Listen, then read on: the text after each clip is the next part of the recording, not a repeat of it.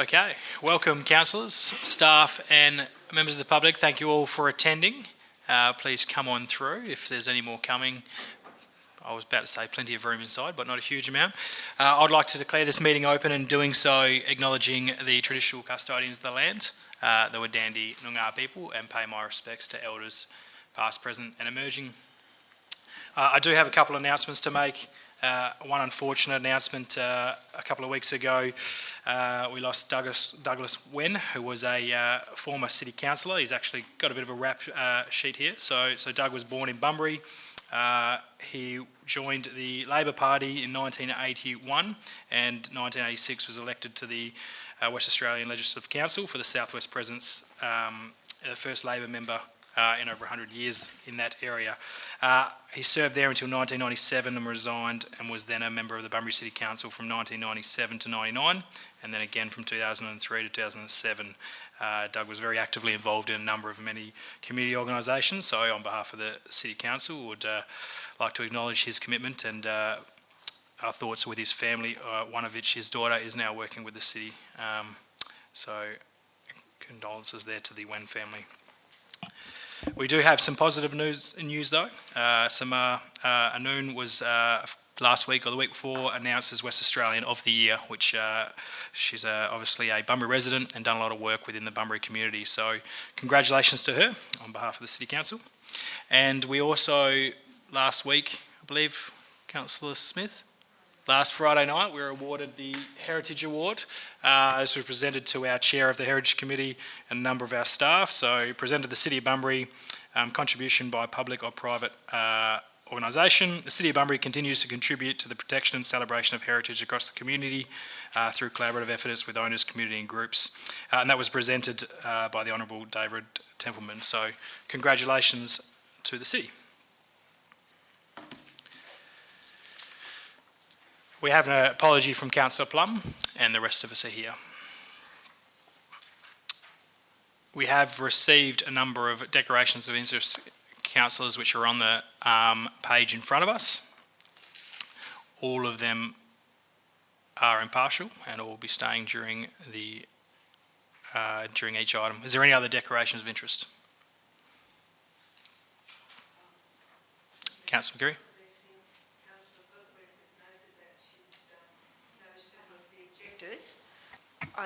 I would be also...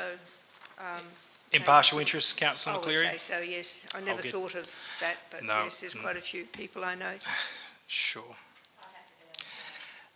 It's up to elected members to determine whether or not they need to declare an interest, impartial or otherwise. If you would like to declare an interest, I'll get you to fill that form out, Councillor McCleary. What item was that on, Councillor McCleary? That is on the proposed 10.4.3, thank you. And partial interest, as you know, and assuming staying in the room. Councillor McCleary? Yes.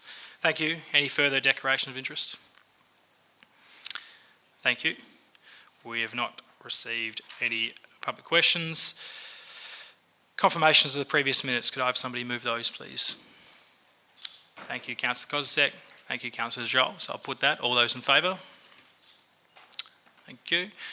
And I'd just also note that Councillor Steck has just moved chairs for the evening as her microphone wasn't working over there.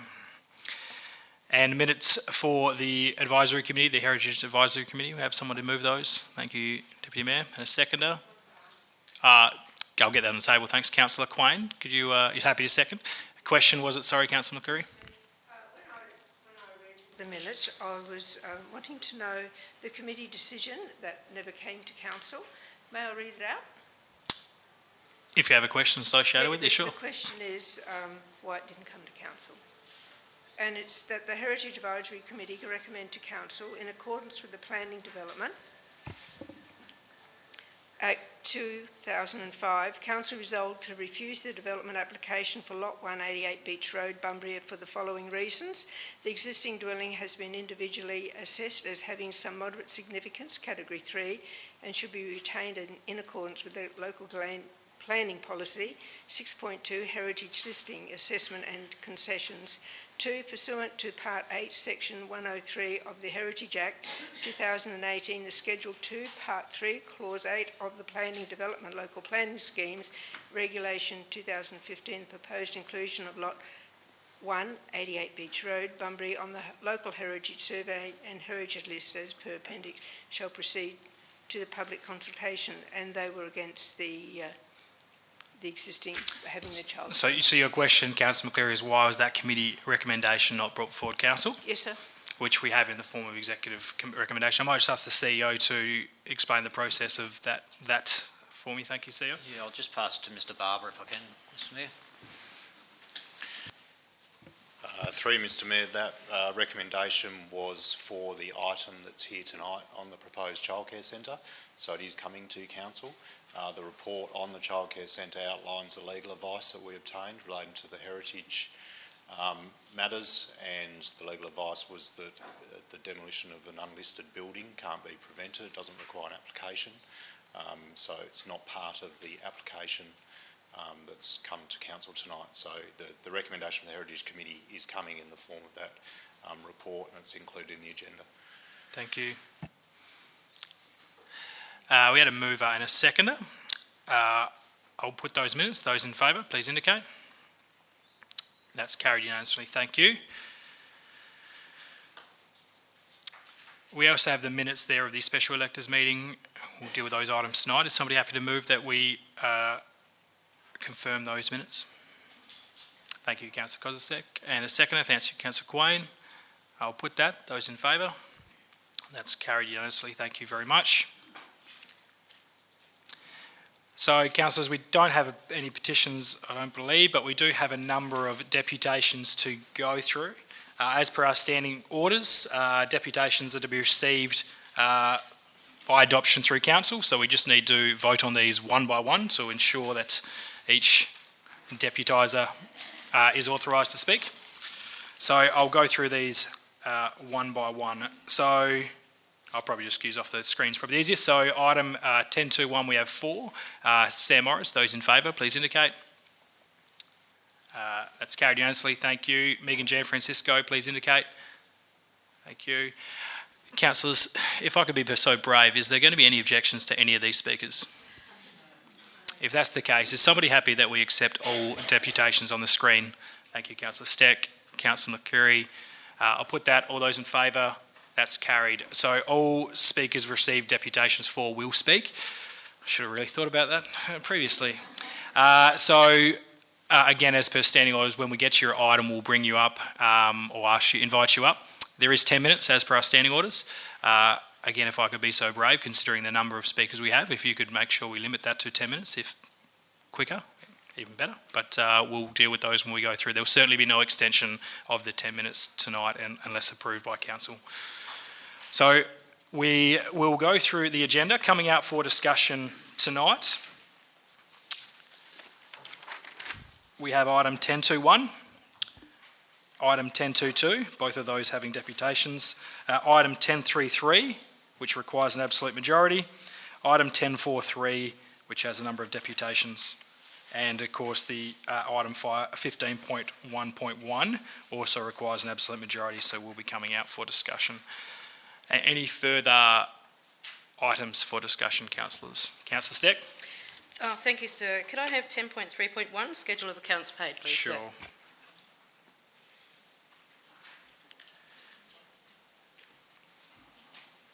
Any further coming out for discussion or any clarification required? 10.3.4 wasn't coming out. Bring that out, Councillor Steele. 10.3.4 is a Walga governance review, the ranking of options. Bring it out. Thank you. Any further?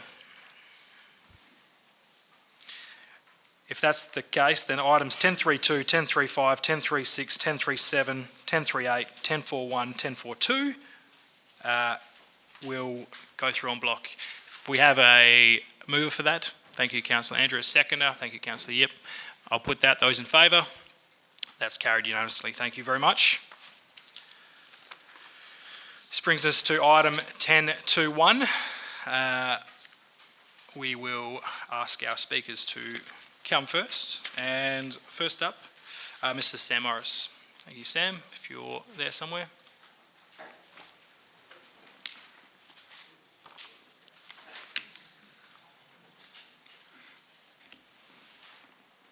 That's 2 minutes down already, Sam. Thank you, Mr. Mayor, councilors. There are three kinds of people: the ones that learn by reading, the few who learn by observation, and the rest are those that pee on an electric fence for themselves. And I've seen a lot of peeing just lately. I own a tourist attraction. And when I was getting ready to open up Tappy's, I had a lot of people tell me, don't do it in Bunbury, it's not a tourist town. I didn't listen to them. It took me 5 years of planning, and 3 years to collect the machinery to open the business. In that time, once I opened, 99% of my business was local. And I had to do the hard yakka to be able to make it into a tourist attraction. So what did I do? Well, over these years, we've actually been on Sunrise 3 times. Once was in Las Vegas. Now, Natalie Barr and Kashi were streaming live from Las Vegas at the the MGM Grand. It just so happens my cousin lived there, who was my cousin from my Aunt Dorothy that gave me the peanut butter recipe. So I contacted her. I said, Pootie, can you contact Natalie, tell her that I taught her husband, Andrew, at Newton Moore in history. She'll have you come on the show. Luckily, that's what happened. And they interviewed her for 2 minutes, giving a plug for Bunbury and also for Tappy's. We were also on Sunrise when Grant Denyer came here for the weather. Woke up at 2:30 in the morning to go down to the sound shell and interviewed by Grant. When Kashi and Natalie came to Bunbury, we made certain that we took a basket of chocolates for each other and took it to the airport. The next week, when they were on, Kashi gave us a good plug in relation to Tappy's and to Bunbury. We've been on Postcards WA. We've been on Caravan and Camping, each time giving good plug for Bunbury and for the shop. We were on the Malaysian version of the Amazing Race, where they had to make truffles in the shop before they got their next ticket.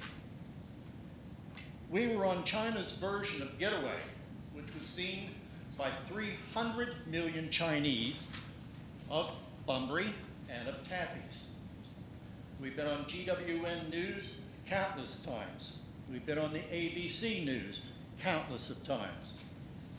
More importantly, over the years, I made 6 trips to Perth to get tour buses to come to Bunbury. And now I've secured 3 tour buses which make regular stops to our shop, bringing tourists to Bunbury. We do school trips. We've had Greenwood High School come on numerous occasions, Derby, Broome, Port Hedland, and Newman coming to Bunbury because they've seen the ad throughout the state. We do regional shows, including Harvey, the Brunswick Show, the Waruna Show, the Bailing Up Small Farm Field Days, the 4th of July picnic in Perth, and the Bull and the Barrel, each time representing Bunbury and a local tourist attraction. We've been given Small Business Awards, including the Innovation Awards.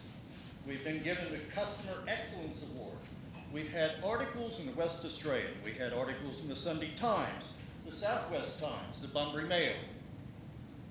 We have 35 million views on TikTok, 150 million views when you piggyback with the 2 that asked us if they could piggyback on our site. We have 141,000 followers and 2 million likes.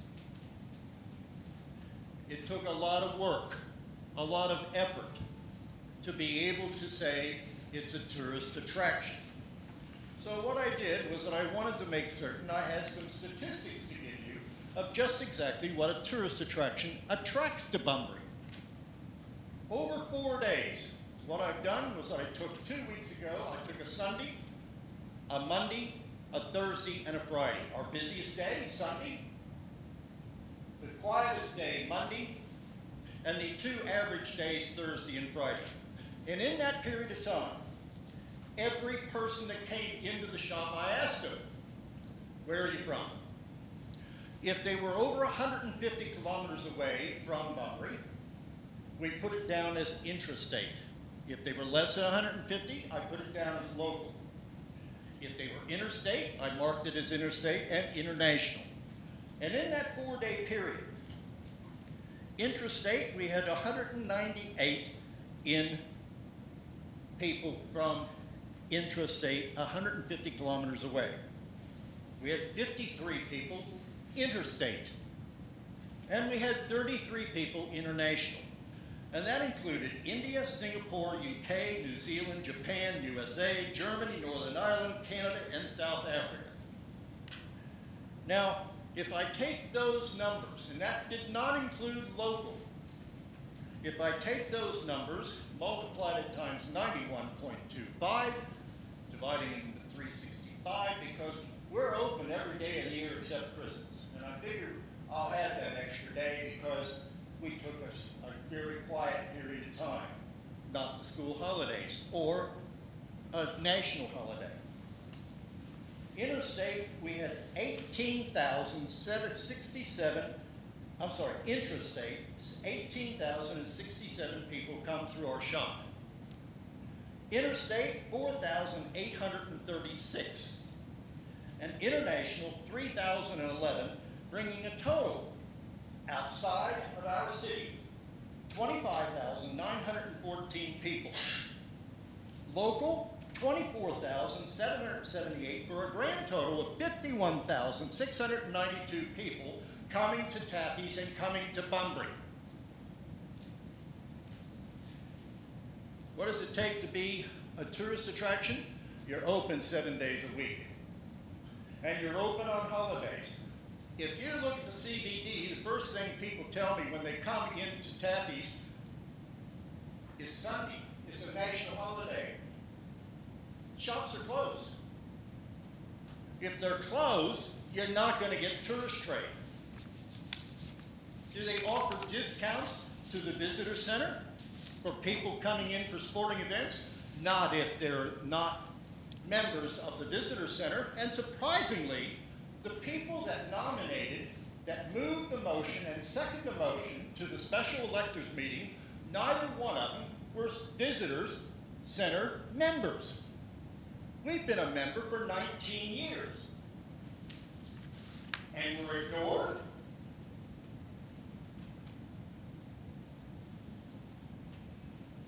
We've given demonstrations for walking tours coming to our shop.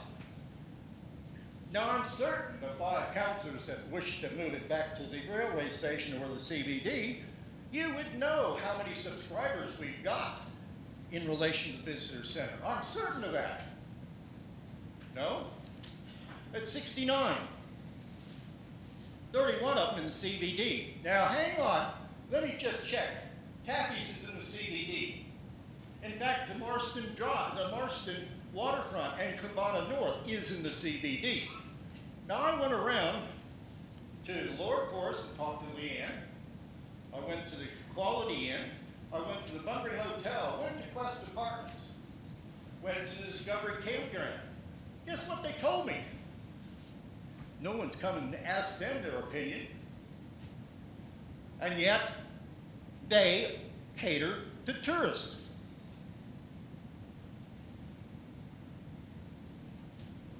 I'm really annoyed in relation, I was never approached. And yet I bring in 25,914 as a low estimate into the city as tourists. As I said, there's a lot of peeing going on around here.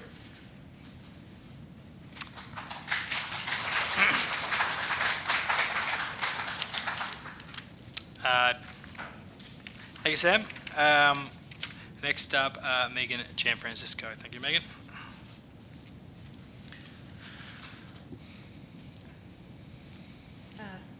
Thank you to the Mayor and the councillors for your time tonight. My name is Megan Gianfrancesco, a business owner in Sabotage and Victoria Street for 21 years. But I'm not here to talk about my business and all the tourists that I see. It's not about that.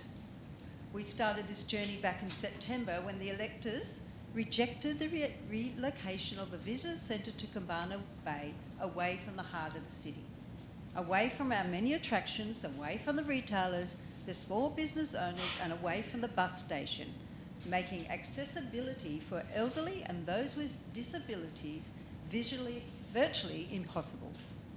It was not surprising that the community was outraged. There had been no community consultation. There had been no regard for the small businesses in the city that depended on the tourist dollar, and no regard for the visitors. There had been a City of Bunbury Visitors Centre review in June, which was this one here, which I'm assuming you would have all read, and this documented the following data. Visitors ranked as the #1 priority was walkability from the Visitors Centre to Town Centre. Members stated, characteristics of a visitor centre to believed to be the most value to visitors: parking at the front door, walking distance to town centre, signage, accessibility for people with disabilities. They noted that the visitor centre needs to have a prominent home in the CBD. Visitors were also surveyed. The overall message was clear: go where the visitors are. Easy, accessible shopping, attractions, food, beverage and transport, parking including free parking, be somewhere visible and have clear directional signage. But all this was disregarded in the decision to relocate the visitor centre to Kambana as voted by council in August. So the electors took action. Within 48 hours, we had over 200 signatures. In the following weeks, we could have had so much more. I had so many people wanting to still sign. So a special electors meeting was called. My motion was passed by the ratepayers of Bunbury. The motion was as follows. The council consider the following. First, Bunbury Visitor Centre is to be a fully serviced facility including at least 2 staff members and must be located within 500 metre radius of the bus station located at 5 Company Place, Bunbury, WA, with the aim to a permanent location within this radius. The second point was to request the CEO to report to the council by the 24th of December 22 suitability of the locations below for the Visitors Centre to be located as an interim capacity until a permanent location is finalised. The options we gave: BREC, leasing of a building within the vicinity of Victoria Street, the youth building within the new skate park, a city-owned building within a 500 metre radius of the bus station and the Bunbury Museum. The third was the CEO to investigate and report back to council by November 2023 the feasibility of utilising the heritage-listed old railway station, activation of the immediate area with the possibility of the returning the Bunbury Visitor Centre permanently. So the main point of this motion was activation and restoration of the bus station for a safe environment, and also to find a permanent location for the visitor centre within a 500 metre radius of the bus depot. This has been totally omitted from the executive recommendations. Those vital words: aim to a permanent location within 500 metre radius of the bus station. This is what the electors signed their name to. This is what the people who attended the electors meeting put their hand up. This is what the motion was passed. I can't stand here as a representative and allow the city just to omit this out of the recommendations. I ask the councillors to amend the executive recommendation to give assurance that to your electors, to the people you represent, to the ratepayers of Bunbury, that you will seek a permanent visitor centre in the CBD after the 12-month temporary location. So while supporting some of the executive recommendations in the interim, by locating the visitor centre to the museum as a primary location, but if it doesn't tick the level 1 accreditation visitors requirements, then you need to seek another location as per our motion within 500 metres of the bus station. We do not support the second satellite location at the Dolphin Discovery Centre. This was not part of the electors' motion and it doesn't meet the 500 metre radius. The fact that the Dolphin Discovery Centre is not a city-owned building, we don't support the set-up costs for the location. We believe that money should be better towards restoring the bus depot. Put it towards the fit-out of the primary location. Whatever decision you make tonight, we do assure you, Mr Mayor and councillors, that we, the electors, will continue to fight to ensure that after the 12-month temporary location, that the city finds a permanent location within the CBD for our visitor centre. That is visually pleasing, it is safe, it showcases our beautiful city attractions, it supports our small businesses, and it is accessible for all our visitors. Thank you.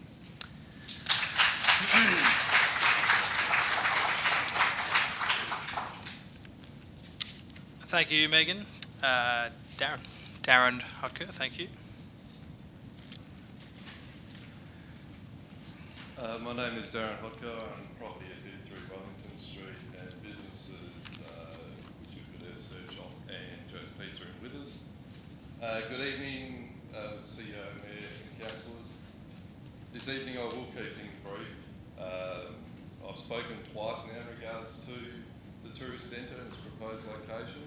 Been a part of the foresight for the special electors meeting motion and seen that with voice and reason the public will be heard on matters and topics that are important in shaping our community in its future.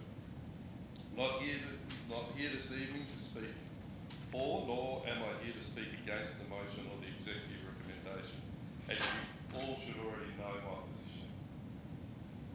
I'm here to simply voice that as a person acting on behalf of the community and as an interested and active person within the community, I'm looking forward to working with the City of Bunbury to help guide and best solution of items, in this instance the Tourist Bureau and its location. I suppose I'm acting for accountability and sensibility in being involved in this process. It's given myself a greater insight into the running of the council and the agenda items. There are many waiting and possibly also watching, given possible live streams, for the outcome, for the requested outcome and the decision of this vote tonight. So please, for the majority of Bunbury electors, vote wisely this evening, councillors and Mayor, as we have spoken before, and we will continue to speak if it is required. Thank you, Darren. And lastly, Joe Gunning. Thanks, Joe. Good evening, everybody. Mr Mayor and Councillors, my name is Jo Gunning and I am the owner of Shibidoo in Bunbury. And I'm standing here before you this evening as a local business owner who for 14 and a half years has had a passion for this very town and a feel for her heartbeat and her needs, and a person who's in contact with your ratepayers and your visitors day in and day out round. I'm standing before you today with all of this knowledge to implore you to do the right thing for our Bunbury when it comes to the business centre and its critical location. As Maya Angelou said, right may not be expedient, but right is right and it feeds your soul. And here is why I and your ratepayers and your visitors believe the location of your visitor centre, our visitor centre, can only be in the CBD.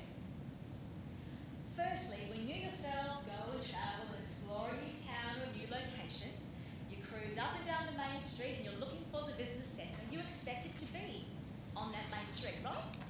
Yes, the answer is yes, you do. So our visitors are the same.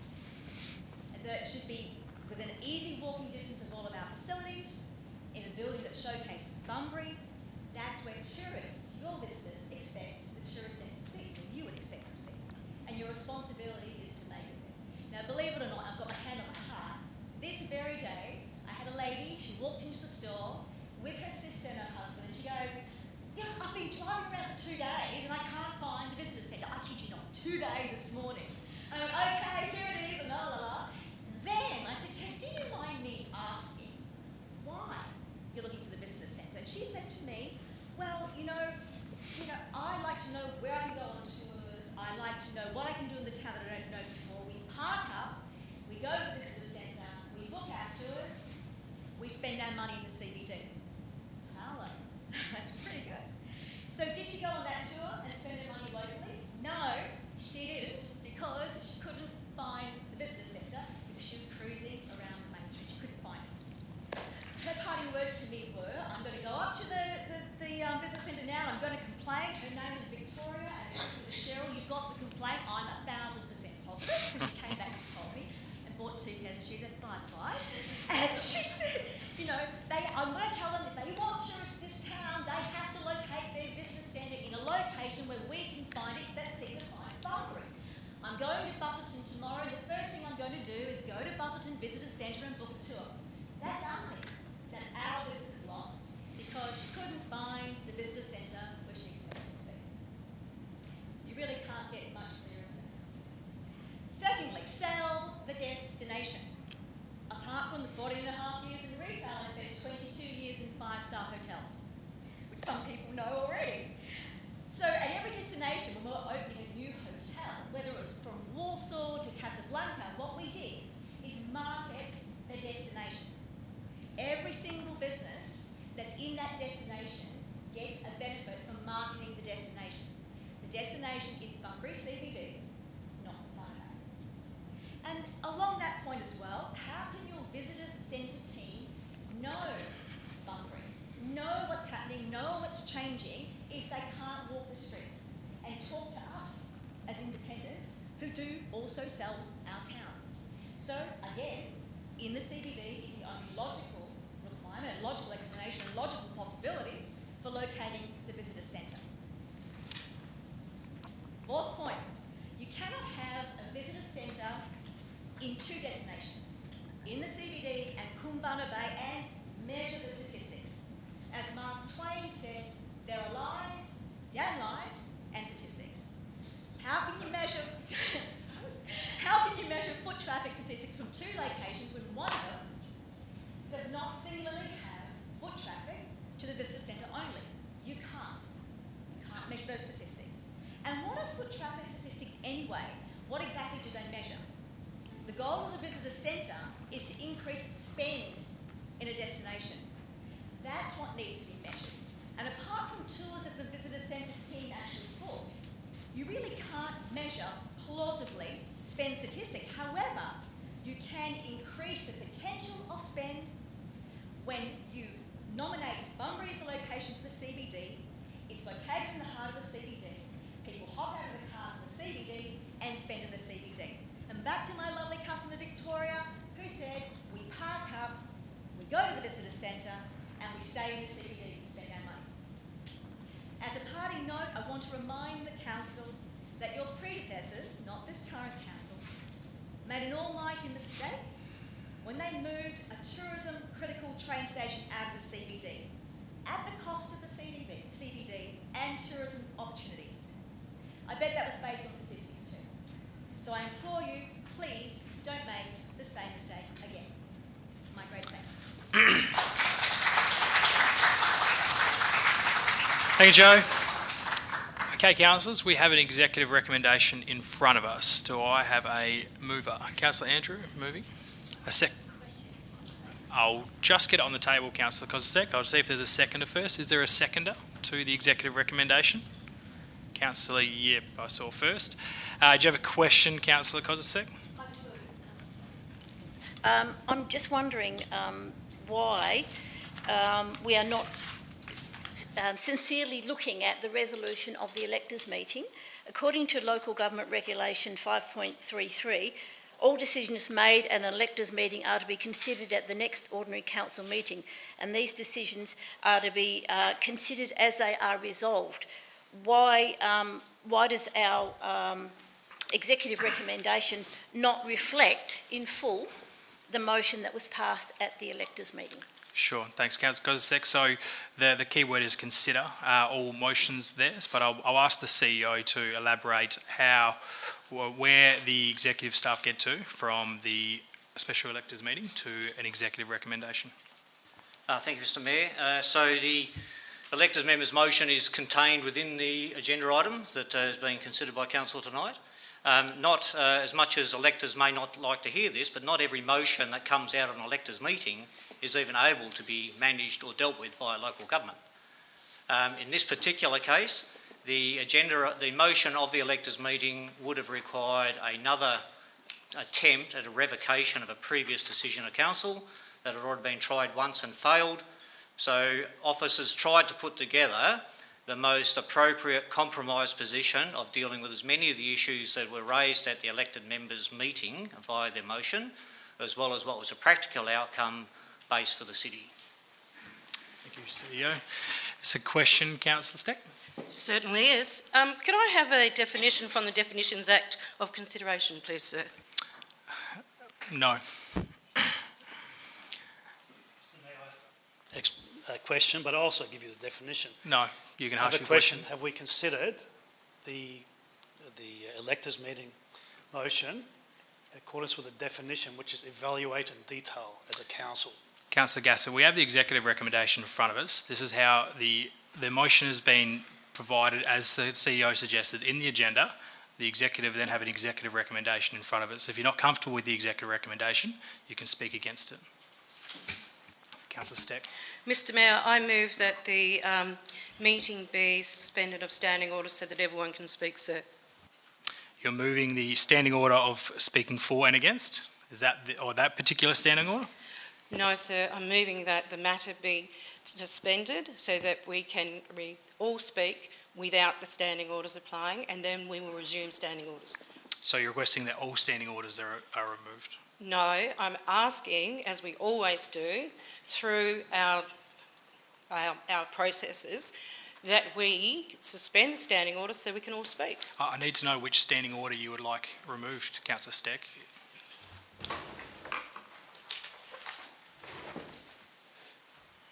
If you just give me a moment, sir. Sure. That the meeting, sorry, I haven't had to use this all the time. Sure, the CEO's looking as well.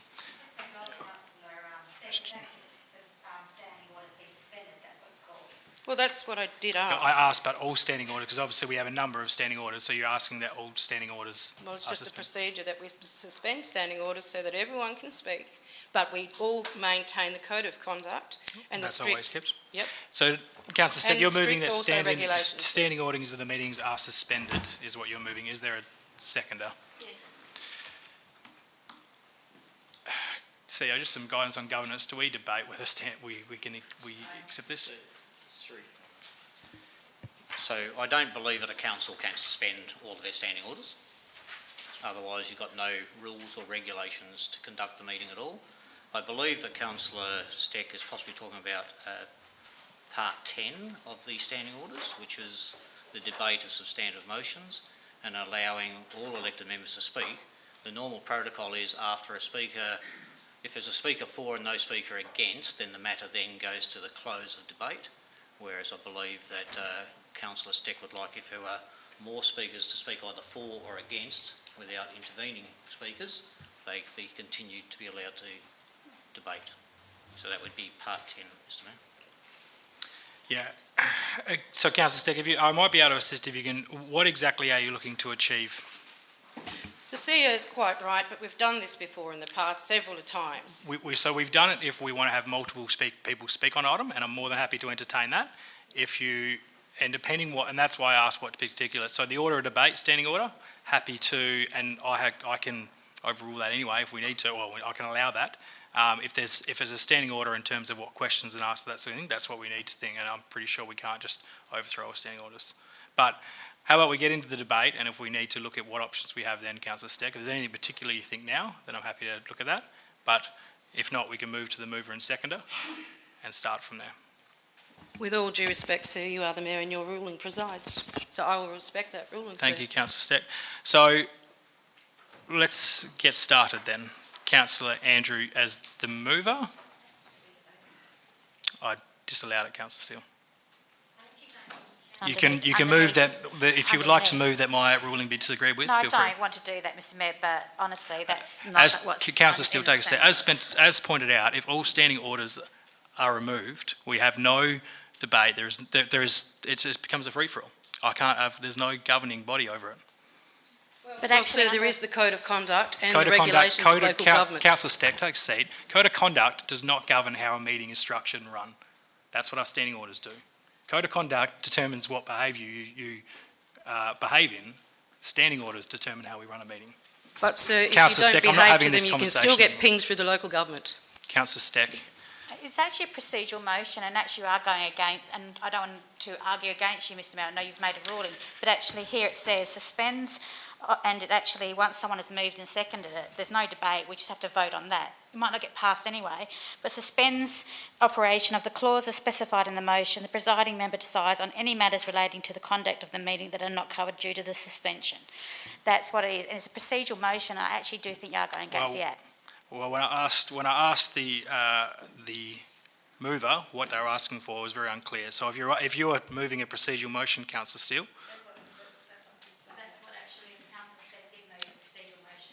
Well, I asked Councillor Steele, take a seat, and please stop speaking when I'm speaking.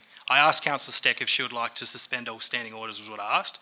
If Councillor Steck would like to move that procedural motion that you're suggesting, you may do so now. Well, sir, I did think that's what I was doing.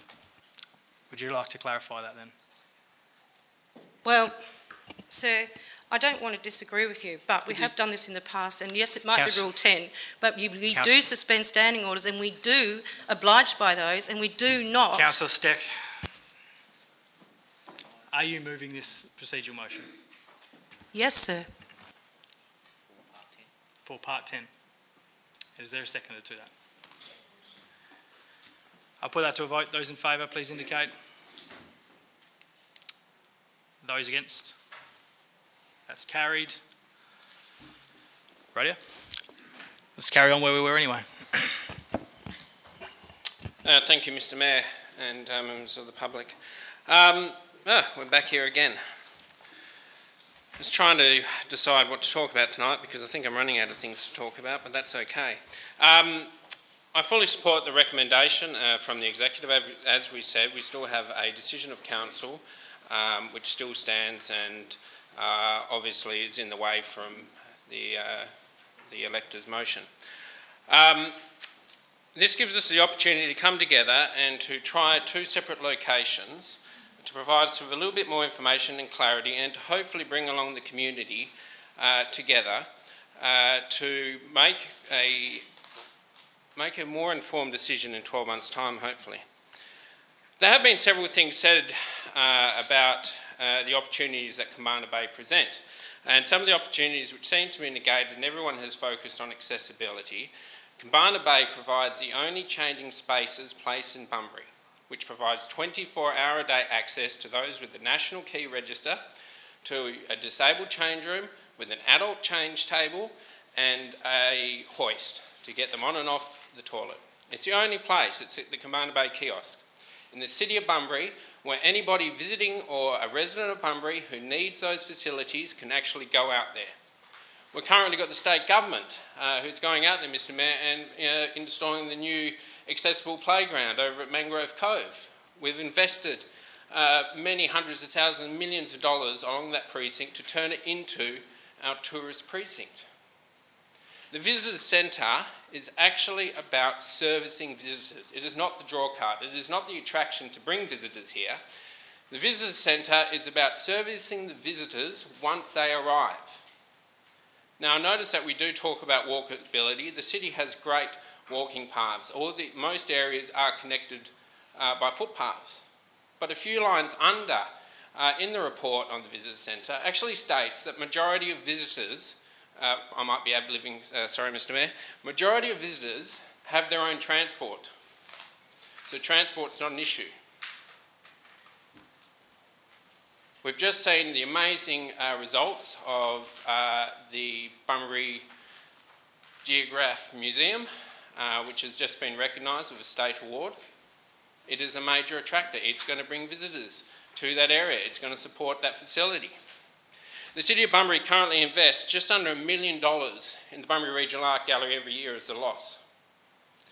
We currently put in just under $400,000 a year to the museum as a loss. Events were looking like it was going to cost the city $1.39 million. The BREC we give $560,000 a year to. Point of order, sir. There's no That point is of not in the, Councillor Stack, not take, in a, the, take a step. There's no point of orders because they have been removed, Councillor Stack. Continue. We've just invested in a new Coolanbiddy Woola, multi-million dollars. We've got the library. All these amazing facilities in the CBD which attract people, which support local business, which support jobs, which supports the CBD. And what we're trying to do here, though, with the visitor centre, and we have another opportunity to test the waters, is to actually support the tourism industry and to meet the tourists where they are at. And that's the important part. Meet the tourists where they are at. Because if we put the visitor centre where they are, and in some of our most popular areas, when people are passing by, they will go to the visitor centre. Where's Busselton's visitor centre? They moved it out of the CBD. If our friends were driving up and down the CBD in Busselton, guess what, Mr Mayor? They wouldn't find it because it's out at their jetty, and they've increased visitations, which means they've speak to more people, they're in front of more visitors, which then means they're actually spending more in the local community. Collie, Mr Mayor, is on the outskirts of town. Harvey Visitor Centre, before it was closed down, was on the outskirts of town. Councillors, we have an opportunity again to come together and support the executive recommendation to move us forward, to give us 12 months of more data and to come back and have a look at this when the time comes. Thank you. There's actually no order of debate at the moment because we don't have suspending orders. So anyone I'd just like to speak? have a point against what Councillor Andrew said, that with the Busselton one being shifted, you still had to drive through the city. So if you actually had to drive through the city to get to Bunbury, guess where you'd be? The city, actually in the city. So that's why they shifted it, because you actually would then having to go through the city, so which actually brings more people into the city. So I'd just like to point that clarification. Collies, you have to also drive through their main town. It's on their main thoroughfare. You can't drive past it without actually going through this Collies. So. Speaker. Sure. Just in regards to the process, can we speak more than once, or is it once off only? Speak as many times as you want, Councillor Gassop. There's no more rules. Well, I will ask a question. You might think it's silly. Are we actually considering the motion in front of us? Councillor Gassop, you've asked that question. Are we considering the motion in front of us, Mr Mayor? We're dealing with the executive recommendation, Councillor. Are we, Mr Mayor, it's a very clear question, are we considering the motion in front of us? And if we are, then that is the definition required under the Act, which is to consider the motion that the electors brought to us. There is no point of orders, Councillor McCleary. We don't have standing orders.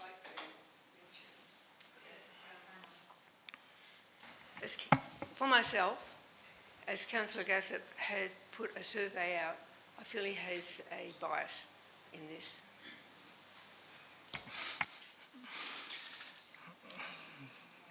That's up to Councillor Gassop to determine, Councillor McCleary. Is there a speaker on this executive recommendation that is in front of us? I'm speaking against. You said for the Of four. Is there no standing orders? We can speak. You can speak, Councillor. Thank you.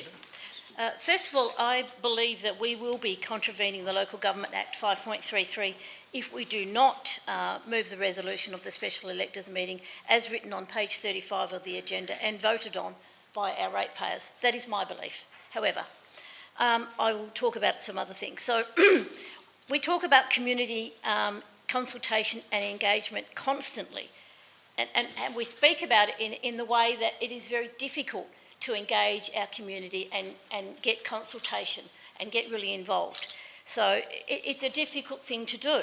But first of all, I want to say thanks for everybody for coming tonight. It's fabulous. But in this case, not only did we fail to consult our community, when they did come on board and we had a special electors meeting, To me, we have simply disregarded what they have asked for and what their opinion is, and I think we have treated them with disrespect. I know the executive have come up with a recommendation. I don't believe that it is true to the motion that was asked of us. And in this, my roundabout way of saying is, if we treat our community with such disrespect when we do get them involved in the consultation, you know what, in the end they're just going to say, I can't be bothered anymore because what I say doesn't get listened to. I'm worried that that's where we're going. Mrs Gianfrasco moved a motion that specifically asked that the BVC be located within a 500-metre radius of the bus station until a permanent location could be decided upon, and again within 500 metres of our bus station. We don't seem to have accommodated that so much in the executive recommendation. When the survey was conducted, the main things that tourists asked for were walking distance to the central shopping precinct, but we also know that the visitors want to feel safe and that the premises are clean. The safety thing is obviously one of the reasons that we moved the visitor centre out of that beautiful heritage building, and I know that we are trying to address that. I am unsure why we need another report, yet more staff time used, and quite frankly, I'm not quite sure where we're going with that. I was at the Dolphin Discovery Centre just last week. I had 2 boxes of Retail Co maps to deliver. I made a point of going right in and having a good look at what was in the Dolphin Discovery Centre. There were 2 staff there at the time talking to visitors behind a desk, talking to visitors, telling them where to go, what to do, and behind me, a fantastic wall of maps, brochures, you name it, everything that you needed about not only Bunbury but the whole geographic region was there at their fingertips. The girls at the Dolphin Discovery Centre, to me, were being absolute perfect ambassadors for our city and our region. And the best part about that is that we don't pay their wages, the state does. I think that's a bonus. Okay, next page. How can a report be relevant when you're not comparing apples for apples? So I'm really concerned about the report. We have, by our own staff's admission, not so great numbers in the Bunbury Museum. It's a fantastic facility, but it's not well known. So if we have a facility that we don't have great numbers on, and then we have another facility at Dolphin that is on the news everywhere. Everybody knows about the Dolphin Discovery Centre. I really don't believe that any statistics that you are going to glean are going to be fair, because we're not comparing apples with apples. Now, I drive into town via Back Beach nearly every day to avoid the traffic lights, but also to look at that fabulous beach that we have. It's a beautiful view. Last night on my way in, I counted 13 RVs camping in the area between the cafe and Rocky Point. And this afternoon at 2:30, there was already 7 vans parked there. These people are driving into our city. They're camping over there at our beautiful beach. They are walking. They're walking into town. They don't move their vans. They walk into town. They spend money at cafes. They go to the chemist. They go to a supermarket. They shop at the local stores. You can ask any of the retailers in that strip how many people they see in RVs coming through. It's a fantastic opportunity that we have here. The visitors are coming to the city. The visitors are coming to the city, some by bus, some by RV, some by car, some by train, but only 11% come by caravan, as per that report that Mrs Gianfrasco alluded to. So I'm confused as to why a lot of our plans are based on where we have long bay parking. And I know we need to accommodate caravans, but I do understand that only 11% of visitors come in vans. I'll round off because I've run out of notes. I firmly believe that there's got to be a better decision than putting a satellite and a main visitor centre. I think splitting our staff and splitting our numbers is not the way to go, and I would really like to see that we had one centre right in the centre of town. Thank you. Just a question, Mr Mayor. Yes, Councillor Gessing. It's not a trick question. Mr Mayor, how is the city going to fund the satellite location? Is it beyond the current staffing levels? It's in the report, Councillor Gassett. Mr Mayor, I ask questions also for the benefit of the public and the people. So yes, So it's in the report. The operations will not change. It has been picked up in the report, which mentions that, and any capital requirements will come out of the budget that was allocated towards a Kambana standalone facility as per Council Decision 17722. The staffing, Mr Mayor? The operations will not change, Councillor Gasser. Is there another speaker? I'd like to ask if we can change point 5 about the bicentennial plan, and I'd like to add that we note the budget request, because we obviously can't put budget onto Sure. thing, but I'd also like to say investigate funding options to restore the old railway station via the state and federal funding, but not limited to those, with the relocation of the visitor centre being there as the end process.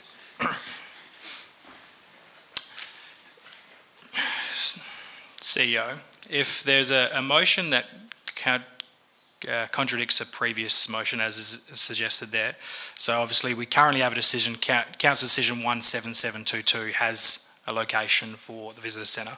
So to go and add an additional point to point 5 which contradicts that, could you please indicate the governance around that? Question. I thought that, just to clarify for me too then, that the decision 177/22 was actually only a temporary move as well to the actual, to the thing for less than 5 years. So in 5 years' time, hopefully our railway station would actually be restored with money and then have it relocated back there. CEO. Thank you, Mr Mayor. I'll start with the funding point first, if I can, because it's probably the easiest part. We would have thought, well, we'd be logically looking for external funding once any form of plan had been done. So that's why we hadn't included at this stage. We thought we needed to get the plan, because the building component may only be a part of the funding that we might seek for some form of greater refurbishment there. In terms of the current council resolution of August, sorry, the number... 17722. Yeah, thank you. So where it sits today is there's been a motion of council endorsed in August, then there was an attempt at a revocation motion in October. The standing orders require that if a revocation motion is lost, the matter is not to be considered by council again in the next 3 months without an absolute majority of elected members agreeing to the reconsideration. So for the City of Bunbury, that would require 7 elected members to, at least in this form today, have a show of hands to say they supported that. Initially now though, irrespective of part 10 of the standing orders being suspended, there is a live motion on the table as per the officer's recommendation to be debated. If that motion was lost, then the only way that elected members can bring other business which would contradict a previous decision of council that has also been lost through a process of an attempted revocation would be by 7 elected members with the Mayor's blessing, with a show of hands, and then other business could be considered after that point. I still don't understand. 3 months has already passed as well, by the way, because August the 16th. We're now after November, so 3 months have passed, so we can actually do the revocation. That's okay? Councillor Steele, that was the decision, that revocation came after that. Yeah, okay. So I'll retract that then. But to me is, though, the decision of 177/22 was only a temporary at Kambana in the meantime. So I'm not quite sure how my suggestion to actually, with the relocation back to the thing, actually contradicts that if it was only going to be temporary out there in the first place. So I would like further clarification, please. CEO.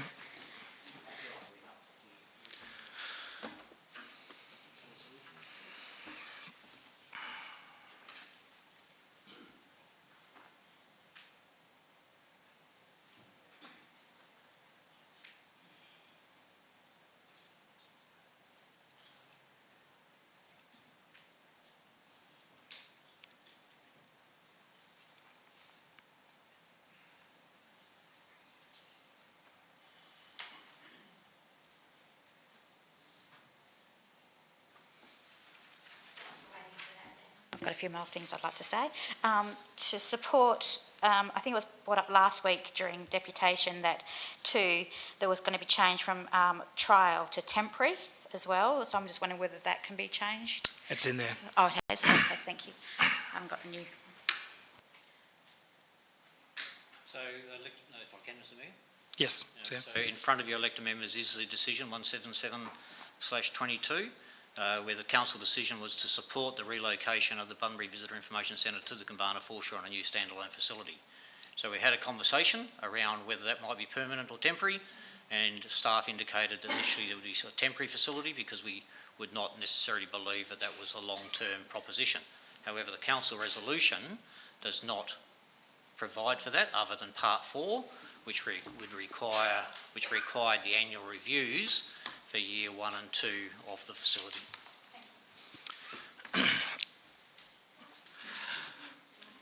Councillor McCleary. And as a business owner and as a person who's in mining, there's one word that comes up that we're not applying to we're just assuming, and that's due diligence. We're not doing our due diligence with the railway station. It has been assumed that that is the best place for the visitor centre to go. We haven't actually done a report to find out if our tourists would prefer that it be at Kambana. It's just assumed that because it's been there for all this year, this is how I'm seeing it. And I'm concerned because we represent the rest of the community well, not just the CBD. And we need to encompass everybody to be involved in this. And my concern is that if we made a commitment like Councillor Steele has recommended, that we definitely go back to the railway station, even though we may have done it up, and it may take 5 years to do that because with the money in the budget, etc., it might be that the tourists won't go there anyway, as many as they would perhaps in another location. So we've done our due diligence with the area of moving that we need to move because of our railway station is unsuitable. Everyone knows that it's not nice at this point. I don't think anyone disagrees with that it needs to be done up.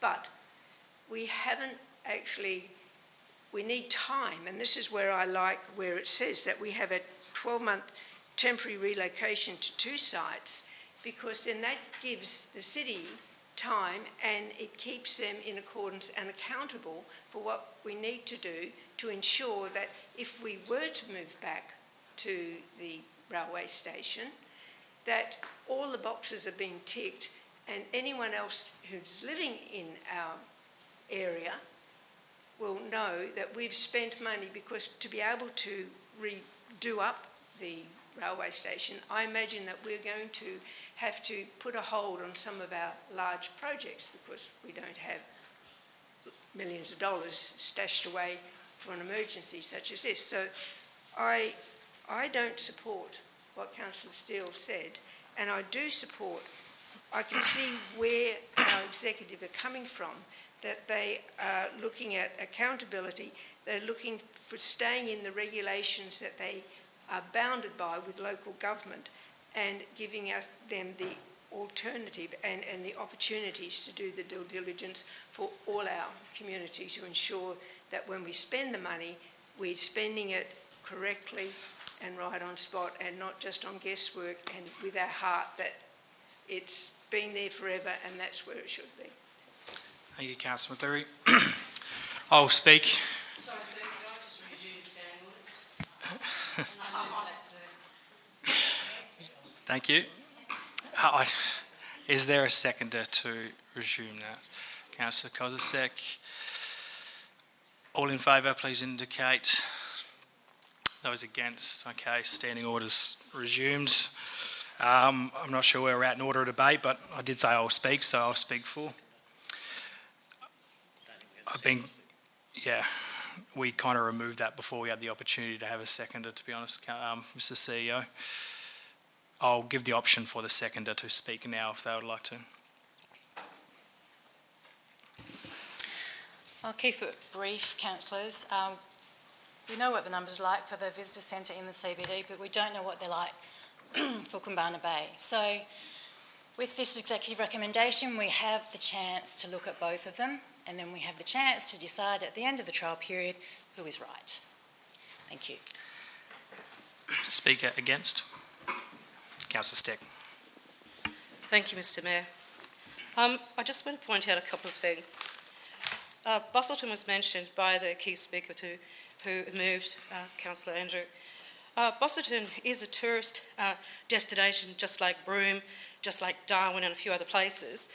And I actually did consult with Tourism WA on the lack of funding that we receive for events.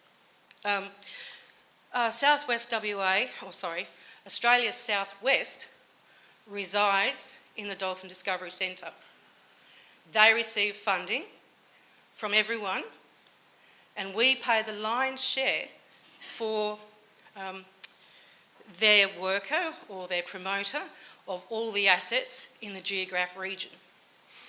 At the Welga conference, they did not mention Bunbury once, through you, Mr Mayor. We give them over $90,000 a year to go in the Dolphin Discovery Centre to promote Bunbury and the geograph region.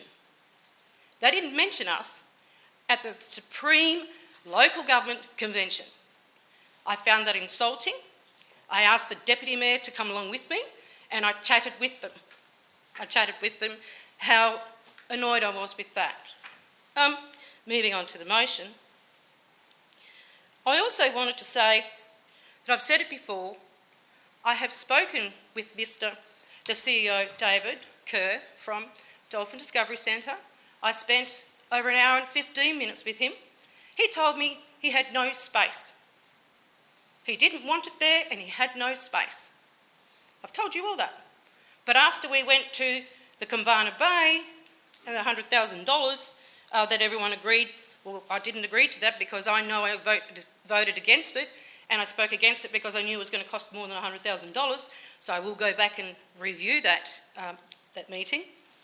However, the fact still remains that in this motion we grant the CEO what we supposedly said that day, which it did fly because I know I was angry about it, $100,000 to do a fit out for our new tourist supposed temporary home. What I didn't like about that was that I also know the CEO has authority through delegated authority to spend up to $400,000 before it goes back to this council. And then a matter of that, it goes back through budget review and reported to us. So in effect, it comes back to us in a report. So it's not true that it's not going to cost us anything to relocate 2 of our staff anywhere. It's just not feasible. So why would we go down the path of putting staff in a Dolphin Discovery Centre, staff in a heritage building, that frankly, I've been to that car park, have 3 dings in my car because of it. There is no RV parking, even though it's only 11%. It's very difficult for tourists to get there. And furthermore, everyone that I've asked, and I mean through Collie, I mean through Harvey, I mean through Donnybrook, even mean through Perth, I mean lots of people that know Bunbury. And no one said that was a good idea. They said, I can't repeat what they said. I'll just respect council. So what I also say is that the CBD, or the leasing of property owned in a CBD, is not a suitable option because it requires significant capital outlay. Well, it also says in the same report that the Bunbury Regional Entertainment Centre, to explore the options to determine this, would be a time frame for the BREC events have held would not be conducive to quality visitor information and would also need capital expenditures to upgrade the area for accreditation requirements and dual use. So, in my mind, both the buildings that we both are thinking about this evening, all of us, are now saying, well, we don't need to refit that area. We don't need to accommodate that staff. We don't need the desks and chairs and things. So there's no way that there's not going to be a cost associated to 2. And I would also ask that is the Dolphin Discovery Centre really in the CBD under the Town Planning Scheme 8? Because I don't think it is. Yes. I actually don't think it is. So furthermore, it's okay if you're an older problem that can walk unaided. But a lot of these grey nomads, if I call them that, and even people with children and things, they will go destinations where they are appropriately safe, very safe. So in that respect, why would you go to a city, to go and look at a city without feeling, like as one of our key speakers said, that you can look at everything available while your people are safe? That was your time, Councillor Stack. If you could summarise, or unless there's a mover to extend your time, or if you Sir, agree. what I will say is I actually support all the key speakers on this item. Thank you very much, and thank you for your attendance. And I just think that every business in this community is supporting the CBD and the lovely city of Bunbury. And there's safety in numbers, and if you've got more people in the CBD, more people talking about us, rather than lonely people down the end on the periphery of the city that you have to turn off to go and see as well, but you don't see the beauty of the CBD. And I also have a further motion on notice, if this is lost, sir. Thanks, As a pro forma, thanks, sir. Councillor Stack. I'll speak for now, and I'd just also like to note note my apologies for my probably visible frustration earlier. It's been a long curve. I think one of our speakers mentioned this has started September. It's actually in June. I was on holidays when this all started back in June and watched the meeting live stream. So it's been going on for some time, and I think I can clearly see that there's a lot of passion around the room, and that's important. And probably I think one of the very important aspects of this is not a simple solution, and there's not also one factor involved. There's a number of factors involved, where there's visitor centre servicing, visitor centre location, obviously some of the antisocial behaviours that's been discussed previously, the old bus station, a number of things. But I just want to break this down to look at where we are currently right now as the City of Bunbury. We currently have a decision, Council Decision 17722, which was adopted. It was passed. It was then a revocation move, which was lost. They've been dealt with. We had a special electors meeting. I've seen several electors meeting here, as many of my councillors have been. Quite often, the report back from those meetings will note the special electors meeting and carry on as they were. That's been the case previously because it's normally going against what council has resolved. I believe this current solution in front of us is become a very, as the CEO mentioned, has become a very good situation where we are listening to what was said. If we break down exactly what was said now, what can we do? We currently have our visitor centres working out of the administration building, which I think majority of people don't agree with. So we've said, what can we do right now? We can either do nothing, which means they'll stay in there while we continue to look at a standalone facility at Kambana, or we can adopt this motion, which comes about a temporary relocation and not a trial, as we was mentioned before, because it's not a trial. And we mentioned about numbers earlier. It's not about looking in 12 months' time and saying how many people went through the door, as was mentioned. And as was talked about, there may be a numbering factors that go onto that. Who is coming to town? What are they spending their money in? What are they accessing? And getting that information. We're not going to have that unless we have people on the ground. So I'm very excited to see if we can see what happens in here. Again, let's take a deep breath. This is securing 2 locations within a 12-month period with a report coming back to council with a final decision at the end of the day. We're dealing with that right now. There was discussions around costs. It's clearly outlined there will be no change of operations or costs through this. Yes, there will be some minor modifications.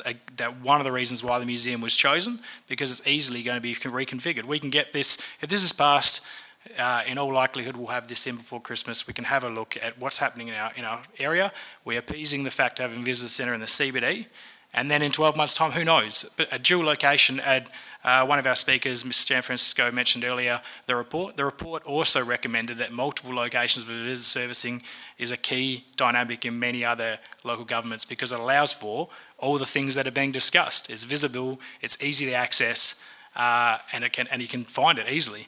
So I think this is a great solution if we just step back, actually look at what we're approving today. I think 3, 4, 5 and 6 are all quite straightforward, and the 2 sort of sticking points that we're talking about at the moment, this is securing this 12-month location.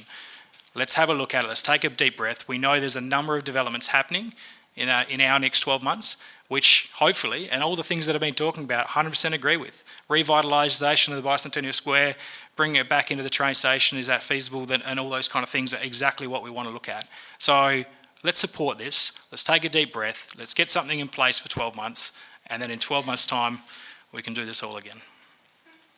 Is there a speaker against? Mr Mayor, can I move an amendment, please? What is your amendment, Councillor I'd like Smith? to remove the Dolphin Discovery Centre as being one of the locations. Sure. I'll just, if I could ask on that question, I know this was brought up last week, Councillor Smith. I've just, through the CEO, it's mentioned in the report that accreditation would be, level 1 accreditation would be approved on the current model that's been suggested here. If the CEO potentially could advise whether or not removing point 2 would affect that at all? Through Mr Mayor, I might just defer to Mr Barber. He had those direct conversations. Through Mr Mayor, I'm not sure, to be honest. We didn't ask the question of, so under the current accreditation standards, because of parking, long bay parking, coach parking, previously the advice as a standalone facility at the museum, that would not be accredited. We went to them with a suggestion of this model as to whether we could get accreditation across the 2 facilities, given that that increased the amount of parking and availability for long bays, which they have agreed to. So the indications we've had previously is that as a standalone facility at the museum, it wouldn't achieve that level 1 accreditation. Thank you, Councillor Smith. It would have to be treated as a pro forma alternative recommendation. It's not an amendment because it's significantly changing the recommendation under my... I'm just trying to find a solution for this Thanks, morass Councillor that we're in. Smith. I appreciate that, Councillor Smith. Is there a speaker against the current executive recommendation? Speak against, but I'd like to take them separately, especially 2, 1 and the points 1 and point 2. So taking them one by one and points 2I and 2II? I'm happy for Yep. 3 to 6 to go on block. Sorry, but, I'm just getting some advice on that. Castillo? It'll be somewhat difficult, Mr Mayor, to separate 1 and 2. So the deferral of the decision moves this in one way. If then the council elects to go one way or another with 2, then we're back to the whole issue of revocation again. yeah, so Councillor Steele, it would be easy if we just take 1 and 2 together and then with I and II. It's not going to really, just basically you're asking if we can take I and II separately. CEO, can that be achieved? As under 2, so 2, 1 and 2, 2. Yeah, so basically separating, the 2 I's. Yes, can be done. Councillor Steele. Mr Mayor, can I move an amendment, please, on 2? Let's hear your amendment. That I wanted to support, seek council support for putting a 12-month temporary relocation of the visitor centre into Breck, please, sir. It suits all the requirements of everything said. Before you speak, Councillor Steele, again, that's significantly different to the exec recommendation, so it Sorry, Bragg, sir. Bragg. It's still significantly different to the current recommendation, so you would have to... CEO, could you give some advice on that? Again, the foundation principles of an amendment are a slight adjustment to what is in front of council, the motion that's been tabled, as distinct from a complete change. So my guidance, Mr Mayor, would be that that is much more than a slight change. It is a substantial change which would require its own motion. So we'll treat 2 separately, Councillor Steck, and if 2's lost, or 2 II is lost, I'll allow you to move that as a pro forma. I did say I had a pro forma, sir. Sorry, Councillor Steck, yes. Just a question, Mr Mayor, and I'd like to... Yep, Councillor Gassett. If it was to be located at Bragg, would it meet the compliance? CEO? Sorry, Councillor Gassett, compliance of the accreditation? Well, we haven't, through Mr Mayor, I don't believe we've asked that question. So that's another different facility. I guess the frustration of doing the work that we've done to date and then these matters are then put on the table at the 11th hour makes it very hard to give good technical advice to elected members when we haven't had the chance to consider this matter in any detail. So we can't answer that question, sorry, Councillor Gassett. Councillor McCurry. Thank you, Mr Mayor. A few years ago, when we went through this similar situation, is it my recall that if Bragg and Breck were checked on at that particular time and it was found to be unsuitable? Is my memory serving me correct when we went through that? The comments around why it couldn't work at Bragg were talked about, Councillor McCreary. The question was whether or not that'd be accreditation, which I don't think it ever got to that side of things. So that was never asked because of the difficulty in relocating to Bragg. Councillor McCreary was the answer. Sir, but I thought it was overall decided at the time that Bragg would not be suitable because it was too small. That was determined. The question was whether or not it would be accreditation. We can't answer that, Councillor McCleary. But yes, the discussion around Bragg has been happened before. Speaker against, Councillor Gassop, you indicated. If you take them separately, Mr Mayor, we're still going to debate them and consider them separately? We'll have the full debate now and we'll take them one by one. In that case, it is off the cuff and I wasn't going to speak at all. But Mr Mayor, look, I'll speak from the heart. There won't be any silly remarks, and it may explain my overall sort of overflowing passion when I come into this chamber. We came here 52 years ago as migrants, and my parents swore an oath on the Bible to serve the Queen, God and country, and to protect its democracy. Now, 100,000 young people, Australians, young people, have died for our democracy. If you understand, you've experienced loss of life before this due, you'll understand the great sacrifice that was made for our democracy. Mr Mayor, I really value Australian democracy, and if you experience the other side, the flip side of democracy, you're really, really very grateful and you appreciate it. It's my own feeling, but I feel here that we are challenging democracy, Mr Mayor, by not accepting the democratic process that came to us and not considering, evaluating in detail what was brought to us, Mr Mayor. Thank you. Speaker 4. Mr Mayor, thank you. I've been carefully listening to all the points of view here, and it's a diabolical situation that we're in because we cannot please everybody. I'm going to support this executive recommendation, even though I didn't think the Dolphin Centre should be in there, because it gives us time to sort out where we actually want to put the visitor centre in the optimum place in Bunbury. I personally believe that the old railway station is the place to be, but in its current state we cannot put anyone in there, and we need to seek probably state and federal funding, as I've already talked about, to try and fix that situation. We need to provide a CBD location. I agree with that. I'm not totally convinced by the museum, but at least it's a CBD and definitely within 500 metres of the old railway station. I also think that we need to make a decision on this issue. We can't let it keep going on and on and on with everybody pulling which way and the other. We need to look after our community, and that also includes making a tough decision. I thank everybody who's said anything about this issue, for the people coming to the special meeting. It's all been, as Councillor Gassett said, democracy in motion. But in the end of the day, this council has to make a decision one way or the other. We may not get it right, but we're making it with a lot of goodwill. And hopefully, after 12 months, we'll have an extremely clear idea of what we need to do on this issue. Thank you. Thank you, Councillor Smith. Is there a speaker against? Councillor Quine? Through you, Mr Mayor, thank you for allowing me to speak today, and thank you for everyone for attending tonight's meeting. It's really appreciated, and thank you for demonstrating what the community want.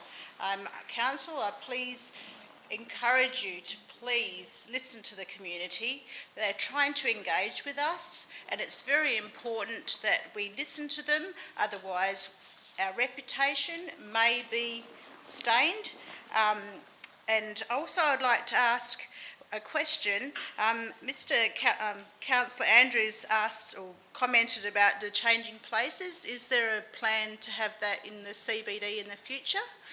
And also one of my other concerns is we've got a very tight budget at the moment.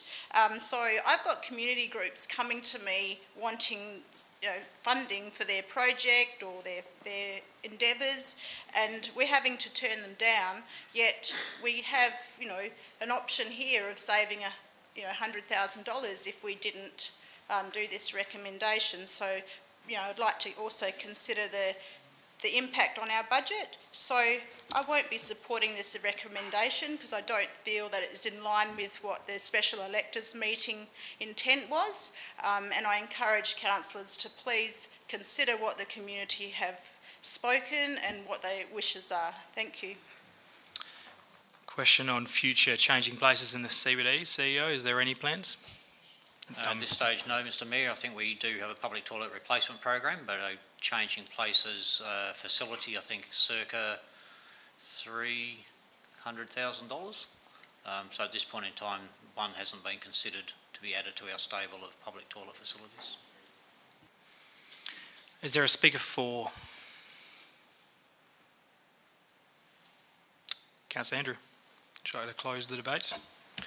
Thank you, Mr Mayor. I'll just finishing and just thank the members for, again, a great debate, and also just for the staff and the patience the staff have had. They've been under a lot of stress since, this all started, I think, over a year ago, actually, when they were moved. So just acknowledging the wonderful staff of the Visitor Centre and all that they provide for the community. Thank you. Thank you, Councillor Andrew. So just to clarify again for elected members how we're going to deal with this, one until we're interlocked, because you can't have one without two. So what I'm suggesting here is we'll be moving 1, 2 and 2I, and then we'll deal with II just after that, given the advice. So is everyone comfortable with that? Everyone understand what we're doing? So currently it's 1 and 2, so we'll be the recommendation that we'll be putting is to further council decision on 16th of August until the report for following a 12-month temporary location at point 2, and then point 2 obviously being support the 12-month temporary location at 2 sites for visitor services. That would have to change as the only problem again because it wouldn't be there, but as been indicated there is a pro forma there. So we're moving 1, 2 and then I, and then we'll deal with II separately. So those in favour of 1, 2 and I, please indicate. Those against? That is carried. And then now we're dealing with point II, so the also being the second location, the satellite visitor service co-located with the Bunbury Dolphin Discovery Centre. All those in favour of that, please indicate. That's 1, 2, 3, 4, 5, 6. Those against? 6 against. I'll use my casting vote to vote in favour. Item 3, agree to the relocation of the Visitor Centre be funded from existing project, relocate Bunbury Visitor Centre. Those in favour, please indicate. Those against? That's carried. Item 4, request the CEO provide a further report back to Council following the 12-month temporary location, detailing visitor numbers, visitor satisfaction and other relevant matters. Those indicate, please. Show hands. Thank you. Those against? That's 5 against. Part 5, note that a budget request to fund the development of Bicentennial Square Precinct Plan, which includes the old railway station and bus station, will form part of the 23-24 budget deliberations. Those in favour, please indicate. That is carried unanimously. Thank you. And then 6 is noting the community safety concerns are to be considered and addressed within the draft community safety plan to be completed for elected members. All those in favour, please indicate. That's carried unanimously. Thank you. That item is carried in its full. So we do have one other item from the special electors meeting, and then without wanting to push them out the door, we do have obviously, I think there's still people standing. So we'll deal with this item first, and then we'll jump on to the next item. This is the part 2 of the motion, and we do have a deputation. So, Mark. Thank you, Mr Mayor and CEO and councillors. On the motion that's been made for these items, it's what I'd like to add on item 1, I think it is, I'd like to add that the accessibility standards, sorry I can't read it very well, be made for 2 international legal standards to be included in that motion, please. rather than just legislation, which most accessibility things are done off international just to be sure we cover every base, because a lot of the local, say state legislation are behind the times at the moment, to be honest, and we're still trying to catch up through difficulties, time frame, many debates and many things through Parliament to get things through, to change it update it quicker, but it's still lagging behind in a lot of accessible things. So that's item 1. Item 2, please, I'd like to add, we were appointing an external accessibility consultant to look at the proposed locations and venues. I'd like to add to look at the to and from pathways and so on as well, please, to get there and so on. For example, I purposely went from the bus station on the weekend to see how I could get to the new Bunbury Museum Visitor Centre. I got bogged in the crossover. Luckily somebody saw me and pulled me out. The bus station also needs to be, right now, in its current form, as we all know what it is. If we move the visitor centres, we need to move the bus station drop-off, because you do not want to drop tourists to Bunbury into the bus station in its current form. Rubbish everywhere, place falling apart, bird crap all over the seats and over the floor. It is a great welcome to Bunbury, not. I think that's all I can speak on this particular recommendation. Thank you. Thank you, Mark. We have an executive recommendation in front of us. I'll just get this on the side. Is somebody happy to move this? Councillor Jolts, move it. Is there a seconder? Amendments. So I just need to get on the table. Thanks first, Councillor Gassop, and then we can have that conversation. Is there a seconder to this recommendation? I'll second it. If we have the amendments. I'll take Councillor Smith. Okay, that's I got a feeling you might want to phase them as a question first, maybe, Councillor Gassop, or are you moving an amendment? No, amendments. Could we hear your amendment? Amendments, as I'm trying to find the right page, but it should be I might be able to help you out here. the special electors meeting resolution, as carried, says something about the International Convention for Disabled. That's what they requested. So I'd like to add that on the end of item 1 and also on the end of item 2, including to and from the facility. So the motion at the special electors meeting was that any future relocation of visitor centres include a full and thorough assessment of proposed location in line with national and international conventions for the disabled. Yes. So that's just the red part onto 1, Okay. please, and the red part onto 2. CEO, does that have any significant changes? Through Mr Mayor, in my mind it's a bit of duplication, because we're already saying to, where possible, to exceed all relevant legislation and standards, which would be whether they're national, local or international. So there's probably, I'm not sure how we determine international legal standards. To do any development in Bunbury, how do we assess? So I'm thinking that Mark was originally looking at the United Nations, I think it was United Nations. Yes. Yep, sorry, we're not trying to enter a debate with the CRPD. So sorry, Mark, that should have been through the CEO. He's not meant to have a conversation with that thing. So my belief is that what we'd originally proposed would take up what Mr Blowers wanted us to do, and what the electors wanted us to do was to look at all standards. To do anything and then someone comes in 6 days later and says we missed out on the Moroccan spatial separation standard, I'm not sure how to deal with that. Mr Mayor, it's the motion from the electors meeting, I didn't quite read that right. So the thing I'd like to add in is including the International Convention for Human Rights for Disabled. So that isn't from the electors meeting either, Councillor Gassett. Can you please read it again? I can't seem to find it. That any future relocation of the visitor centre include a full and thorough assessment of a proposed location in line with national and international conventions for the disabled. Okay, international conventions for the disabled. That's the clause I'd like to put in there, please, or request to be put in. And the second part is to and from the facility. Sure. Is the mover happy with that? I'm happy, especially as it still says where possible, because it may not always be possible. Thank you. Seconder, happy with that? Sure, we'll just form that as part of the recommendation then. Mr Mayor, Councillor Stick, can I also move a part 3? depending how substantial different it is, Councillor All Stick? I wanted to do was to expedite a footpath from the train station to the CBD, because I too have been involved. I think that's significantly changing to this motion, Councillor Steck, so I'm not going to allow that, and I'd suggest you bring that through a different motion, through a different opportunity, that one, Councillor Steck. So that becomes the full motion. Just confirming, Councillor Gassop, that was what you were suggesting, and the mover and seconder are satisfied with that?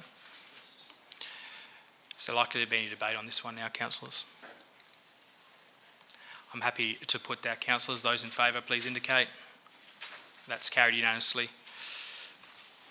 So that's the two special electors meeting. I'm just cautious of the people who are standing who are here for a later item. If I will just give a couple of moments now for those who are not interested. I shouldn't say not interested, but are happy to vacate now. If you would like to stay, please do so. I'm just if you want to move, now is probably an opportune time.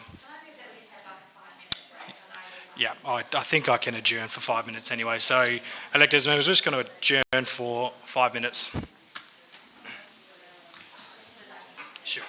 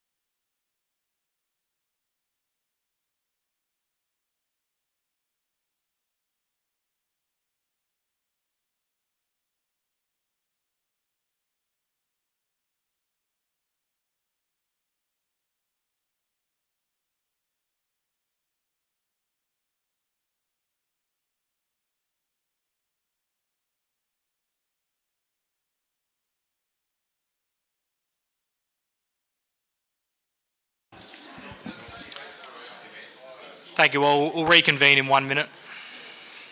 Or maybe a little bit longer if we need to.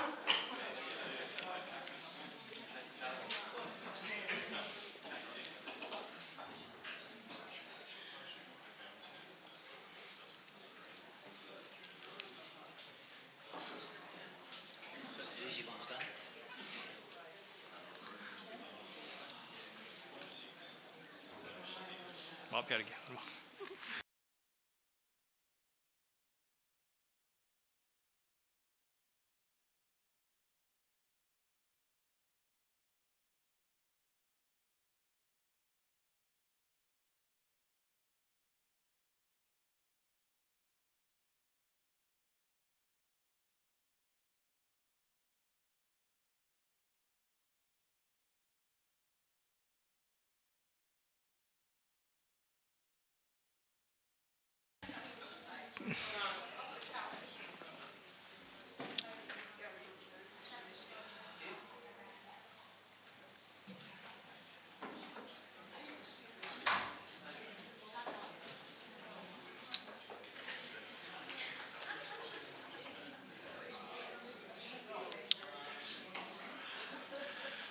Thank you, Councillor. It has been 5 minutes, so I will be reopening this meeting.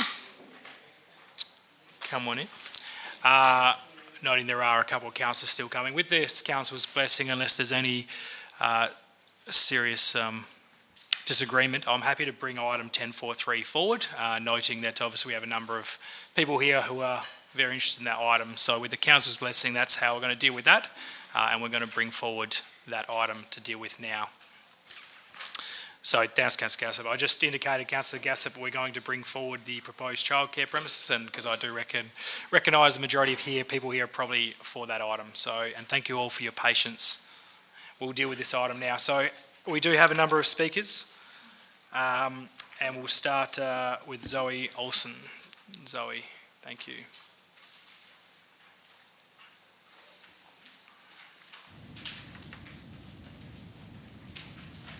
Thanks, Zoe.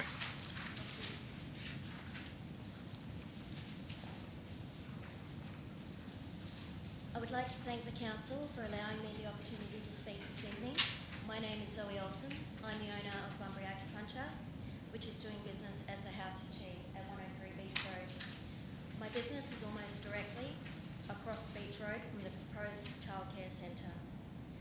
I have been doing business here for nearly 12 years, and I am therefore uniquely qualified to address issues regarding safety along this road. I feel that the most pressing concern regarding this proposed facility is the complete lack of parking. You have proposed a facility for 67 children with 8 tandem parking bays, which are small and inadequately spaced. These bays would have to function for parents and staff alike. Beach Road is not a quiet road. There is constant traffic coming from 2 blind corners. With the addition of this facility and its lack of parking, Beach Road will become more dangerous. Parents will be forced to park on the verges, on the street, or of particular concern to me, in my car park, which is already an issue, and the car park of other businesses along the road. There are no pedestrian crossings or flashing lights indicating that children are present in this area. Parents and small children will be forced to jaywalk across a busy road with blind corners. It is a recipe for disaster. As the parent of a young child myself, I understand that we're not always 100% focused when we're dropping our children at daycare. We are either listening to them, maybe I don't want to go today, or maybe they're excited, upset, crying. We're quite often distracted at drop-off. Adding blind corners, speeding, and illegally parked vehicles and accidents will be par for the course. The infrastructure on Beach Road is lacking. There is no traffic signs, stoplights, flashing lights, crosswalks, or speed bumps, particularly to slow the traffic down. Having worked here for over a decade, I have witnessed accidents caused by excess speed and inattention. You must also consider the impact on the surrounding neighbourhood. It is largely residential, and you are adding in a huge potential influx of noise, traffic, dangerous illegal verge on-street parking for residents in and around the Tree Street area. It is already impossible to reverse a vehicle out of my car park because of the amount of vehicles along the road.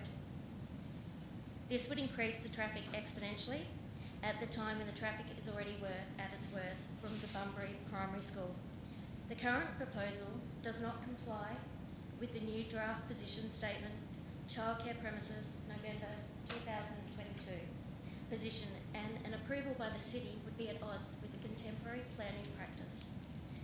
So from that document, I would like to read 5.7, traffic impacts, point 4.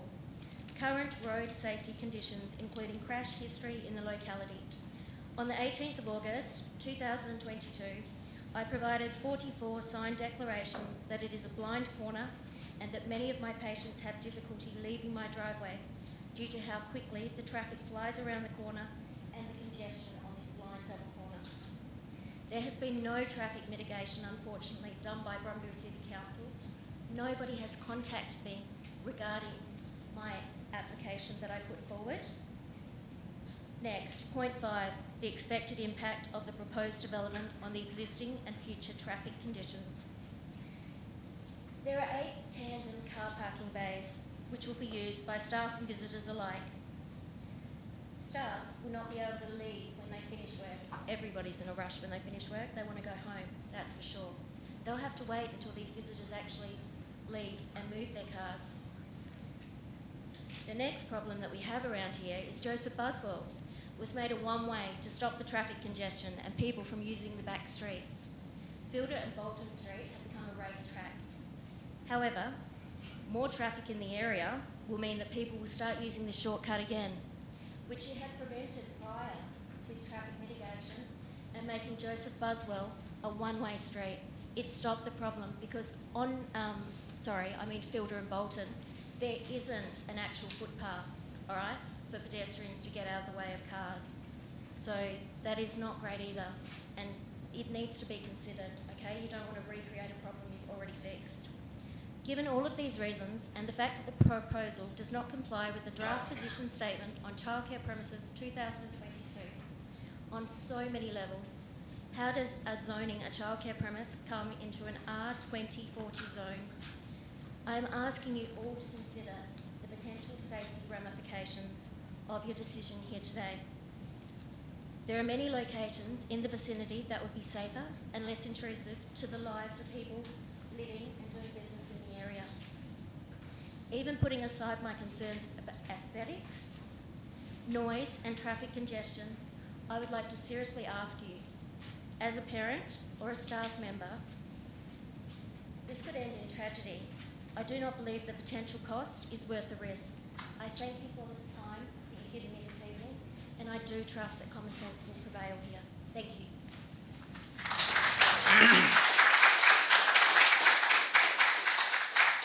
Thanks, Zoe. I just noticed a couple of people standing at the back there. If there are some seats at the front, if there's anybody out who just, sorry to draw attention to them, but if you wanted a seat, there are some seats there. Next we have Rob Semple speaking on behalf of Rob and Rita. Rob?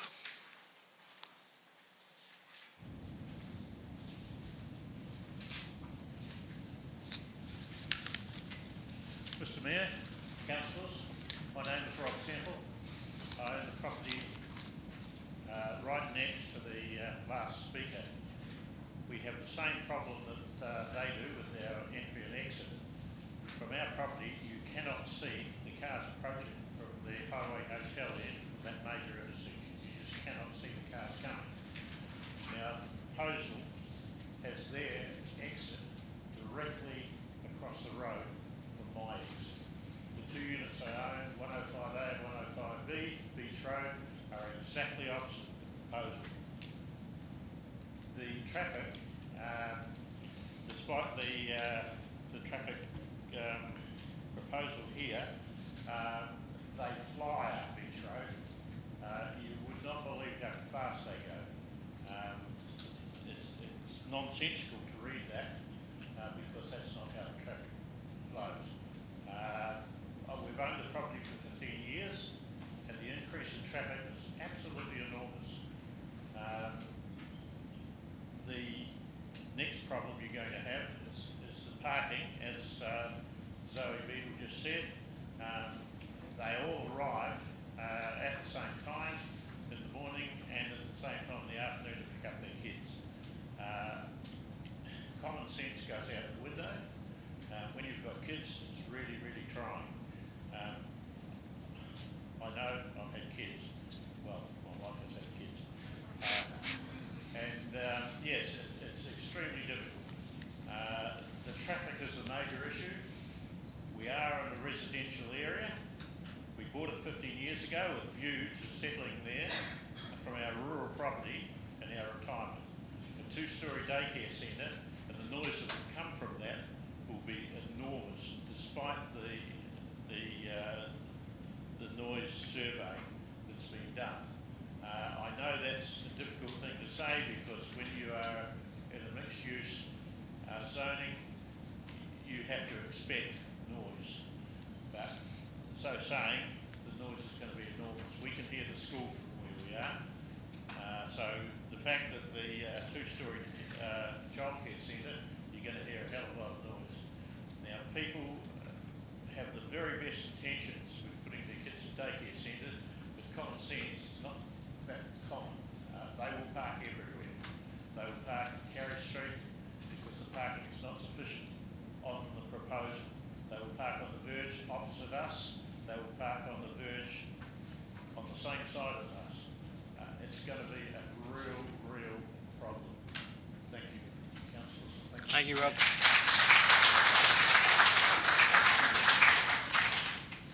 Thanks, Rob. David Buckley.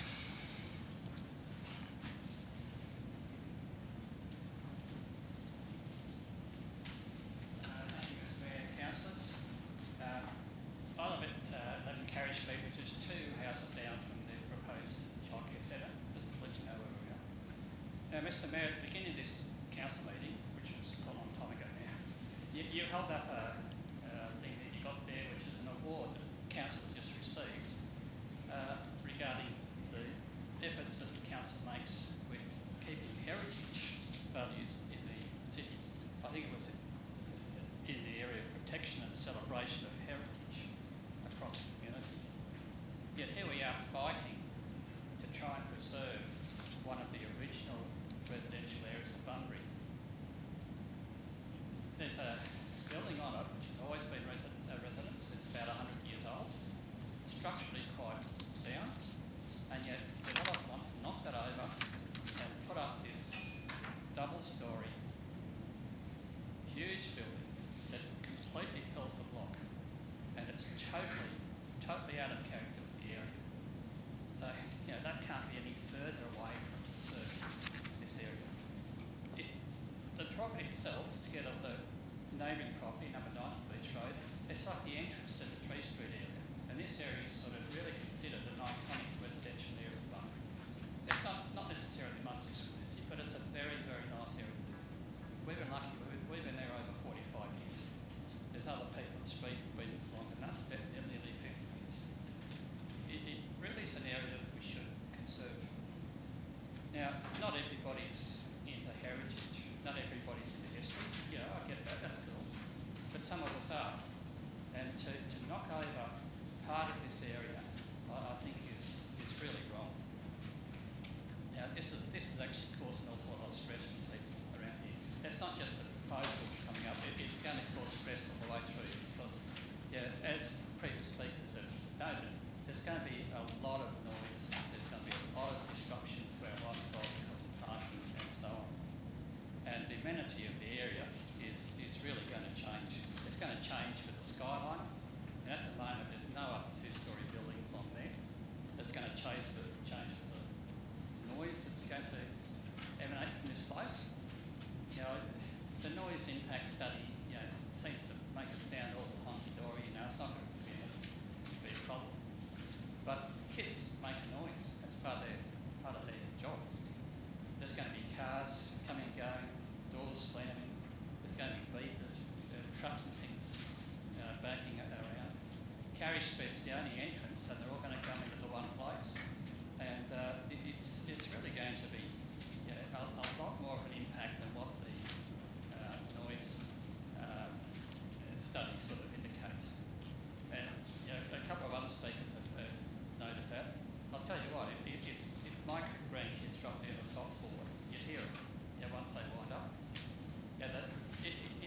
management, or the operation management plan, apparently staff are going to be told to be coached that children play quietly.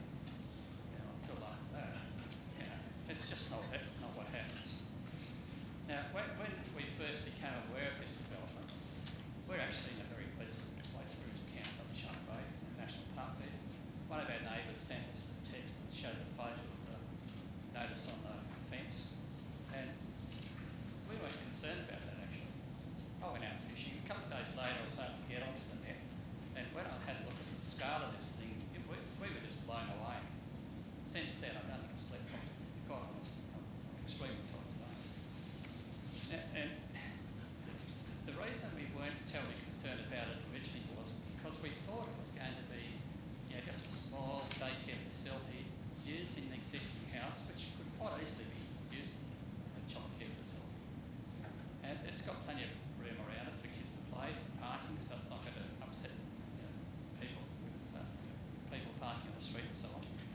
But the development that's proposed is totally different to that. Now, it's got a few pretty major problems. One of them is related to the way that it doesn't actually comply with the building design and construction section of the local planning policy. Now that states mixed use and non-residential development and or land uses must be designed to address the street and complement or enhance the intended local streetscape character and amenity. Now this certainly doesn't do that.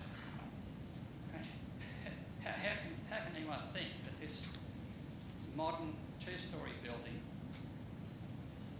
is going to enhance that streetscape? Crazy. It just won't work. Now, this proposal was actually sent to the Council Heritage Committee because officers recognised that there were heritage concerns. And the Heritage Committee, I know some of the councillors on the committee say no more than that about that, but the Heritage Committee recommended to refuse application on heritage grounds. Now, subsequent to that, as we heard earlier on tonight, legal advice came back and said, look, we can't prevent demolition of the building, but that still doesn't prevent the council from considering the heritage value of this area. And I really think that you should do it. One of the statements that the Heritage Committee made was the proposed new childcare building will have significant negative impact on the Beach Road streetscape and the Tree Street locality and should not be supported. Now this is very true. They're stating the obvious. So, you really shouldn't do it. To remove a 100-year-old residence and replace it with this modern two-storey monstrosity, it's really wrong. It's going to stick out like a sore thumb. We'll dominate the streetscape. We've got a nice artist's impression that makes it look all pretty and everything like that, but it's not going to look anything like that once it's built. Yeah, for sure. That's a bit the way that the artist's impression makes it look. There are a lot of cutbacks. It'll be a terrible thing, I reckon. There's no question that the amenity of the area is going to be very severely compromised by this. All the other businesses that have turned up on Beach Road have done the right thing. They've all kept the residential set. You don't actually notice the businesses. Driving up Beach Road towards Carey Street, you don't notice the businesses. They all look like houses. The signage is not obtrusive in any way. And if another development was to take place on that street, on that corner at 88 Beach Road, it should do the same sort of thing. Single story, look like a house, and provide enough parking. Now, a couple of people have actually mentioned the problems with parking in this thing. With the tandem bays, they're 10 metres long. Now, Australian standards doesn't actually say how long they should be. It does for single bays. They're supposed to be 5.4 metres long, 2.6 metres wide. Tandem bays, there's no regulation apparently with that. But, I mean, 5.4 for a single bay, 10 metres for a double, doesn't work. Most of the people using this facility are going to have fairly large vehicles. four-wheel drives, SUVs, large family cars to transport the kids around with car seats and so on. They won't be able to use most of the bays in the facility that are being provided. So they're going to park in the street, and that's going to cause terrible problems. Down at that end of the street, the Beach Road end of the street, there's nothing to stop the traffic, or to cause the traffic to slow down. At the Stockley Road end of the street, where we've got problems with the school parking, at least Stockley Road is 40 km/h zone, no standing signs all the way up Stockley Road, and so on. Drivers know they've got to slow down there. At the Beach Road corner, if this goes ahead and there's parking out in the street, which I'm certain there will be, with kids running around and so on, there's nothing to stop somebody whizzing around the corner of Beach Road and collecting some of these kids. Now, if there was parking that was suitable in the centre, that wouldn't be a problem, because everybody could park in the centre that they're not going to be out the street. But that's not the case. So it's only a matter of time, I'm sure, that there'll be serious accidents there. Then how are you going to fix it? Are you going to try and put 40 km/h zones in Beach Road? No standing signs up Carey Street? Yeah, that won't be an easy thing to do. And, logic suggests that you prevent the problem occurring. Don't wait till it happens and then think yourself, how can I fix it? It's going to be really hard to fix. So Just 20 seconds to summarise there, David. Just to summarise, this is going to have an enormous impact on the amenities in the area for residents in Tree Street. There will be substantial problems with parking in the street. We've seen what happens for the school parking. That's a forewarning of what's going to happen. But I'm certain this is going to be the same thing here. And council really needs to consider the safety, including mental health sort of safety versions of the and safety of parents, kids using the facility, because it will be a problem. Thank you. Thank you, David.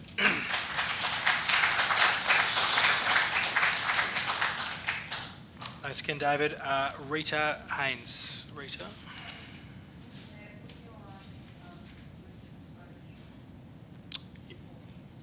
Who, sorry? Oh, Luke? Yes, Luke's next. Yeah, that's fine. That's no problems. Luke Bird. Thanks, Luke. Sorry, Mr. Mayor, I've got to go to... Oh, yeah. Apologies, Luke. Sure. Good evening, everyone. Councillor and Mayor. Just to introduce myself, Luke Bird. I'm the owner and occupier of 16 Carey Street. I'm directly across the road on a 45-degree angle from the proposed daycare centre. I'm 38 and married with 2 children, a 7-year-old and a 4-year-old, both of whom attend at daycare. I've got a lot of points, so I'll just try and quickly go over them. I don't want to cover the ground that other people have gone over. The transport impact statement, in my view, it's a desktop study. It's been done from Google Earth. No one's put any boots on the ground. No one's pasted it out. No one's visually checked it. And I believe that they've used old data. I know that the council officers have gone over and endorsed it, but I think it is the bare minimum that's required. The bare minimum. The environmental noise assessment, there's no baseline sound testing done. It's exactly the same. It's a desktop study. No one's come out and assessed the site. I've got a few issues with that. The first one is the distance between houses. My house, I've got 5.5 metres between my house and my northern boundary. I've got 3.6 metres between my house and the southern boundary. The sound is going to go straight past, straight into Chewett Street and beyond. That hasn't been, the way that they've done the report is on heavy residential, like in Perth, where your houses are 900 mil apart, 1200 mil apart. They're made from brick, which absorbs sound. We've all got weatherboard corrugated on houses. The sound is just going to ping off everywhere. It's from the second story. There's no way that this environmental noise study has actually assessed the area. Okay? It's being done just as a generic study, which disappoints me. The next part of that is the plans for the building show 4 voids, 1 on the first floor, 3 in the second floor roof, and the outdoor play area. The voids aren't mentioned in the environmental noise assessment and will play a big part in the way the sound travels outward from the building in different weather conditions, i.e. sou'wester in the afternoon and the easterly wind in the morning. The operational plan of management, again, this is a bare bones management plan which is plagiarised. So if you all got my submission, which I hope everyone had a read of it, there's a link on the bottom. If you open the link, it's a live link. There's the operational management plan of proposed childcare centre, South Village, Building B, Carrawee, New South Wales, put up in March 2017. The only thing changed from that plan is the company name, the amount of children and the opening hours. The rest of the document is exactly the same. So we look at the three documents I've just gone through: transport, environmental noise assessment, operation management plan, are the basic of what we need to pass plan. There's no extra thought put in it, and I'll leave it at that. I will add that S&S is an aged care company, not a daycare company. This is the first of. Alright, we'll move on to the building. There's a 2 metre setback on the upstairs, on the second story building. This doesn't meet the existing streetscape. I've got 7 metres from my front boundary to my veranda. This is pretty common up and down the street. Most people have a setback between 7 and 4 metres, a front garden and possibly a fence. It doesn't meet it whatsoever. The whole building design is out of character to the area. I'll quickly go on. The Planning Commission recommends 1,000 square metre blocks for daycare centres. I know it's only a recommendation, it's not a planning rule, but the proposed premises is only 905. The block is only 905 square metres. This is where all our parking issues have come from. Where are they going to park? They're going to park on my front lawn. If you've got a trailer, I drop my kids off. If you've got a trailer on your car, you can't go in there. They're going to park, all the tradies will just park straight on my front lawn, and once this is approved, who's going to tell them to go away? The school traffic already blocked. Sometimes I park at the side of my house and I've been blocked in my own driveway and I can't go to work. Okay? So this issue is going to affect us ongoing. It's not just a one-off. In there, they quote, a coastal motif of organic wave timber look screening on the second floor. Well, that's obviously not in the style of the colonial houses in the surrounding area. I believe with building costs going up, this is only a proposed sketch, artist's impression. We'll end up with a concrete looking prison across the road, because it's very hard to put something up on pillars structurally to take all the parking underneath. It's not going to be aesthetic and it's not going to be a colonial design for sure. The plans of the building from the western elevation, Carey Street elevation, show that the overall height of the building, but do not show the height including of the mechanical plant deck on top of the building. This is a fixed part of the construction, it's not being detailed in the technical drawings. This will have air conditioners on top of it, which will run 24 hours a day, because that's how you keep an ambient temperature in a modern building, and to keep your costs low. There's also, in the future, the possible adding of solar panels on top of the building, because most commercial premises are going that way now with government incentives and to lower their running costs from day to day. So this then moves to our next point, is overshadowing of old homes, which in the officer's report back to my submission said that this isn't an issue. Well, I can tell you now, with an old house that was built in 1929, overshadowing is a big issue. I've got rotten stumps on the southern side that I've fixed, I've removed cladding and replaced weatherboards, and my next door neighbour is 9 metres away from me. If you had a building of that size, if it shadows your house for an extra 1/3 of the day, I feel sorry for the people on Beach Road on the eastern side, because they're going to have an awful amount of shade on their house. It's going to be up to the property owners, who are the ratepayers, to pay those ongoing costs to repair their house. Most old houses have timber subframes under your floor, i.e. stumps, which will get mould and rot, and it's all the ratepayers' cost to fix. Then the cost going to the local neighbours. This impacts everyone's mental health. Now, the City of Bunbury promotes mental health initiatives throughout the city.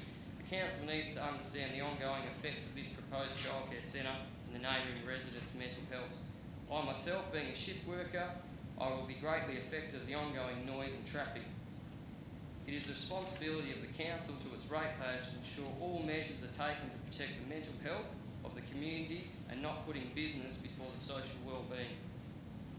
In conclusion, I'd like to make it very clear that I'm not against having a childcare centre in the area. Having a young family myself, I understand the lack of childcare placements in the inner city of Bunbury. My wife and I have been taking our 4-year-old daughter to Dalyella for 2.5 years for childcare.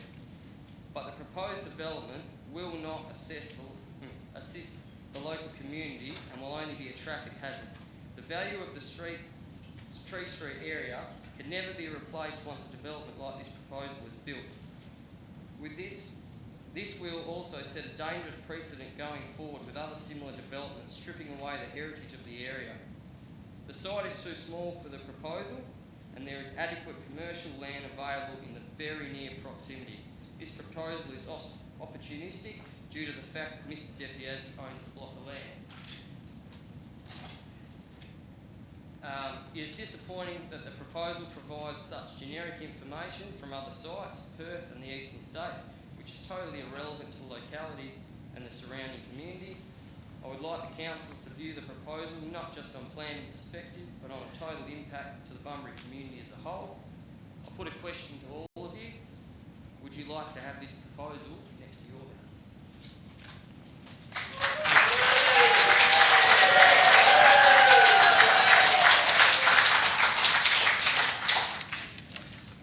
Thank you, Luke. Back to Rita. Mr. Mayor, I really can't add anything further to what Drew's already said. My notes are virtually the same, apart from all these clarifications of building. I have, yes, I've spoken about, Luke has spoken about safety measures, but I've got the same sort of things written down. So, Thank you, Rick. Yes. saves some time. Okay. Thank you, Rita. Thank you for that consideration. Jeff Symes.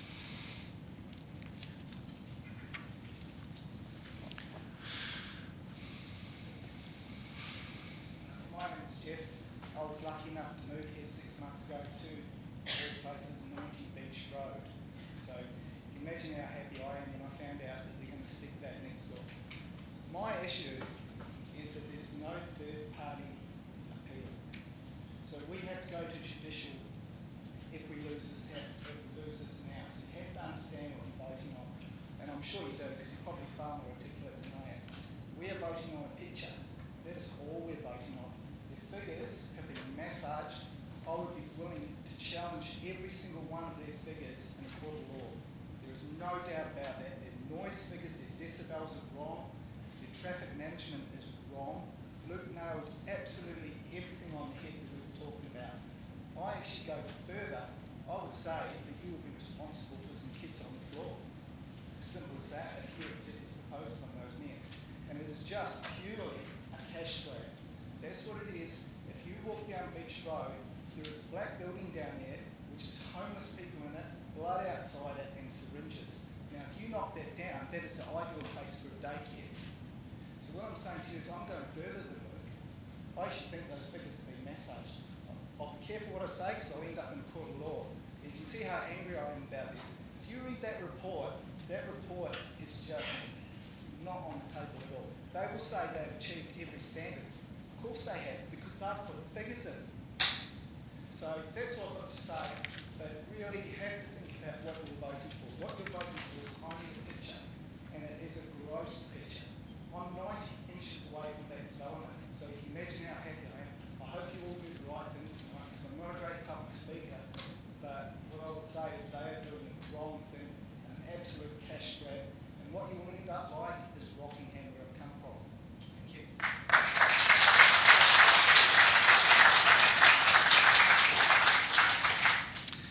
Thank you, Jeff. Alison Martin.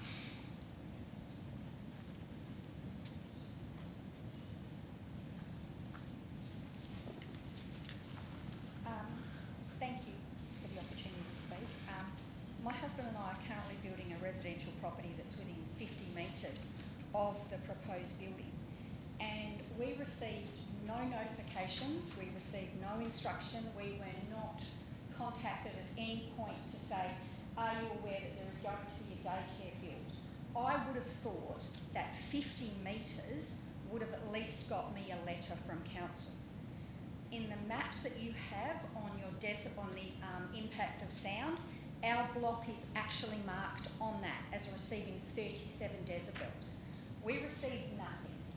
I am fortunate enough to have a number of friends who work in planning in local government, and I asked them what they considered would be a reasonable circumference of people to send out a letter to.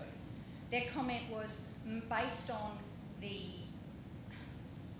impact that it's Carey Street and, you know, different properties associated with what's going on around the place, they felt 200 to 500 metres would have been reasonable. So at 50 metres, I never got a letter, which means, can you imagine how many people you would have in this room if you had distributed that further? So my question is, who decides at what extent who gets notified? You know, I'm sorry, but I think 50 metres and me appearing on the map should have been a notification. And the only reason I discovered is because my son is apprenticed to a gentleman who lives in the street, and he happened to tell me about it. And that's the only way that I found out that this proposal was going forward. I'd also like to make the following observations and question council's summary in the minutes that I downloaded. So, why does it focus so heavily on heritage in the summary when in fact the heritage report recommends to oppose? A gentleman read earlier about it, but what he didn't say in his statement, which was commented on by heritage, was the bulk, the scale, setbacks and design do not integrate, reflect or respect the surrounding heritage fabric, the heritage streetscape or the Tree Street heritage area assessment. So my understanding of these reports is that they're meant to consider all your concerning factors and justify why they are recommending or refusing a proposal. So in this case, I see no evidence in council's report by planning that there was serious consideration given to bulk and scale. Where was the discussion in consideration of the bulk form on adjoining properties? They got one paragraph. It seems like lip service, and I'm sorry, but I think that the council have severely dropped the ball in relation to their obligation to the community. Where is their realistic and traffic current study? So I read through the responses that council wrote, I'm guessing it was somebody from council wrote, in response to what people uploaded for their objections. When people spoke about their concerns for traffic, council referred to a 2017 study that was done on Stockley Road. Really? It's just such a serious matter, not warrant doing a little bit more research and finding out a little bit more, maybe digging into it a bit further. And maybe if you actually did it on Beach Road, it'd be good, or Carey Street. Get a bit closer than Stockley Road. It seems that the council are heavily relying on external consultants' reports that I'm guessing for paid by the people who want to build it. So the statement that consistently used by council in its response is, Carey Street is considered capable of accommodating the additional traffic that would be generated. So are they basing that decision on a 2017 report? You've heard multiple people speak and say, particularly people like Zoe who've been in the area for a long time, that they've seen a significant increase in traffic. So I sort of think that we're entitled to a traffic study report that's a bit newer and a little bit more current. And on what do you base that statement? Who's decided that that's okay? Because I imagine that the farmers market predicted traffic and parking was considered adequate. And I'm pretty sure everyone in this room knows what it's like to park at the farmers market. So, you know, just because something meets the requirements of your planning doesn't mean that it is practical in every situation and environment. The council states that the parking bays are compliant with Schedule 4, 10 bays per child and 1 per staff. But have any of you looked at the traffic congestion that occurs in other daycare facilities at specific pickup points? Is there any accurate data compiled by someone within council for this? And how does a builder or a carpenter with a trailer drop off his kit? There's no provision for this. What about a concreter with a 4.5-tonne concrete truck? Which is normal. I know concreters with twin cabs and kid spaces in the back. So they can't drop off either unless they park on the road. But the report says that there won't be any verge parking, it won't be a problem. So the car park layout is discriminating against an entire section of the workforce who will probably want to use it. And you may not be aware that there is an informal grassed overflow verge car park that is 50 metres away on Joseph Buswell Road. And it is consistently occupied by 10 to 12 cars every working day from 9 to 5. So these are overflow staff parking from businesses that already exist on Beach Road, including the St John of God Mental Health Care Centre. Right? So it's a natural assumption that as daycare employees start earlier, they're going to park there. So is the developer going to guarantee that there will be no more staff employed, that there will be no staff who want to park anywhere other than on the premises? So there's already a significant shortfall of car bays for businesses within 100 metres of the centre, and I don't see that this proposal is going to help that in any way. It certainly is going to exacerbate it. And everybody's spoken about noise, but what about the impact of construction? I have a building qualification. I used to work at local council as a building surveyor. I also am a building designer. So where will all the trades park? How will materials be unloaded? The vehicles and the materials and the tradesmen required to complete this are far greater than a residential build. You are talking 2-storey, and it is serious construction. The report states there'll be no need for verge parking. Are they going to guarantee that that won't happen during construction? Where are all the tradies going to park? I have enough problems now with my tradies. So there will have to be traffic control measures to deal with this, and if this build reflects current reality, this isn't going to be an easy thing to do. There will be material shortfalls, there will be labour shortfalls, things will drag out. So the impact of a commercial build in this location, which is predominantly residential, will be enormous. So where's the comprehensive report from council on this? Where is the research the planning department have done that asks, as the ratepayers are entitled to? And in terms of accidents, they quote the relevant Australian standard and they refer to main roads that claim there's only been 2 accidents. Well, I don't know if any of you had a crash lately, but the greatest majority are not dealt with and they're not reported, they're only dealt with by insurance companies and they're not reported. So how would main roads gather that data? So it's inadequate reference material. I don't believe that planning staff have adequately assessed the issues that have been raised by the community, and I feel we're entitled to better due diligence. The decision should not be made on precedents and external consultant reports. You should be looking in greater depth at the impact that the application has on this site and will have on the area, and the reports don't seem to do that. For example, they refer to the City of Stirling SAT overturn in 2015, and it seems that council focused on the comment about the size of the lot, when in fact the statement said, the tribunal does not accept that the bulletin imposes any necessary minimum size requirements for childcare centres. The bulletin contemplates the size of the site needed to be sufficient to accommodate the particular childcare under consideration and being of a sufficient size so as to minimise the potential for any impact on the amenity of neighbouring residential properties. So council's only considered the first part, which is about the size of the lot. Where is there evidence that I believe they've completely failed to adequately consider the second part of the decision, which I will repeat, being of a sufficient size as to minimise the potential for any impact on the amenity of neighbouring residential properties. So why are we not considering the fact that SAT said, yep, you can have it on a 9, they've allowed them to decrease 1,000 square metres, but that environment would be completely different to this environment. Every single assessment needs its own assessment, not this generalisation taken from the State Administrative Tribunal decision. In fact, just a summary there, Alison. We've got about 20 odd seconds just to summarise there. Thank you. I firmly believe the tone of your report does not instil any faith that as a ratepayer you've given us the due diligence that it deserves. Is it not our right to expect our council to consider both points of view and at least write a report that reflects that? This report seems to rely heavily on heritage considerations and previous tribunal decisions rather than fully assessing the site-specific application, the constraints and attributes of the site. I think it sounds like you're scared of what the tribunal's going to do and that you're going to have to pay, and that's not good enough. Thanks.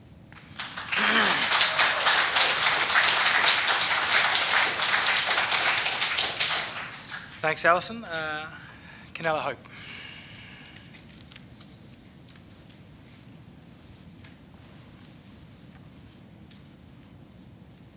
Thank you and good evening. My family and I live a little bit further away in Wattle Street, but I'm equally concerned and feel very strongly against this proposal. We spend our whole life in this area, driving, walking every day. Today, multiple times I've been in this area, driven along Beach Road, been in Carey Street. I've tried to navigate that terrible right turn at the end, including at peak traffic time, at school time. Each time I've been struck again by just how big and overbearing this development is, including as you drive down Beach Road, it's right into Vista. Quite simply, it's just how out of step this massive double-storey, largely boundary-to-boundary commercial, very modern style of development is when compared to what actually exists here. It's also about how the mixed-use residential zone, which this land is in, how that was intended to operate. Aside from living here, I'm also a qualified and practicing town planning consultant. What your community, our community, is telling you loudly also echoes my qualified view in this matter as well. To say that this is a compliant proposal, and that was tossed around a bit at the briefing session last week that I came and listened to, I think it was implying that this must be approved. I take some issue with that, and I think it's a bit misleading. It's incomplete. The decision as to whether or not to approve in this DA, in any DA, is a discretionary one. It's an exercise of judgment. It's not black and white, and it's not tick the box, yes or no.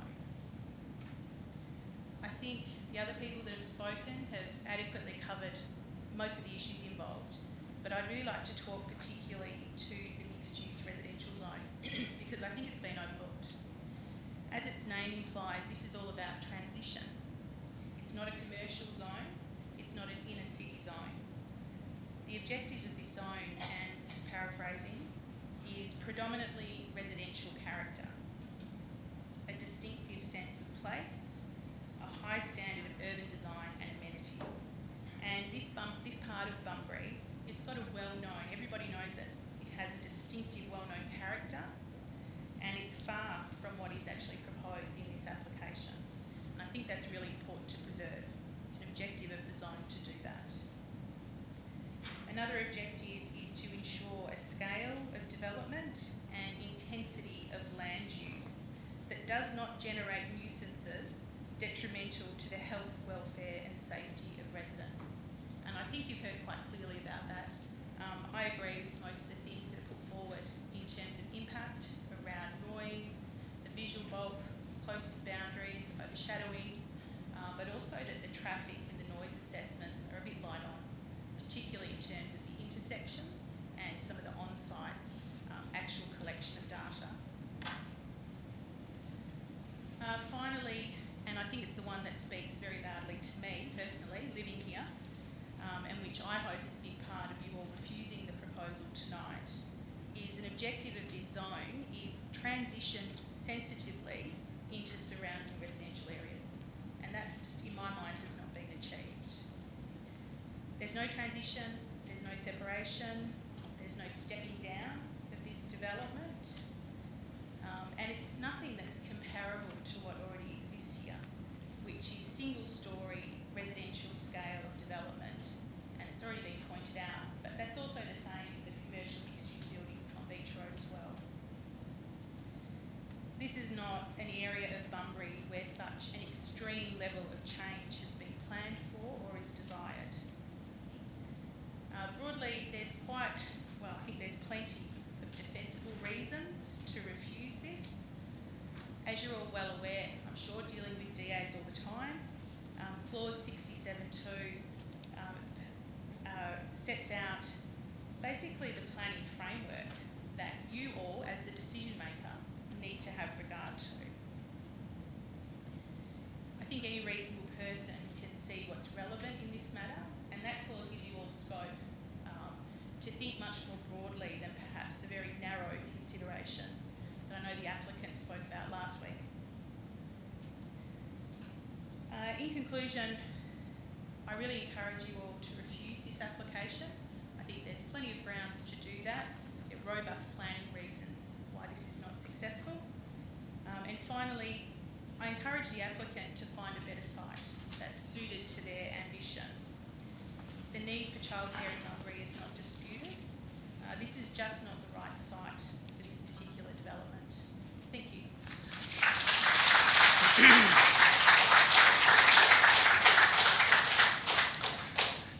Thanks, Canella. And Robert Morgan.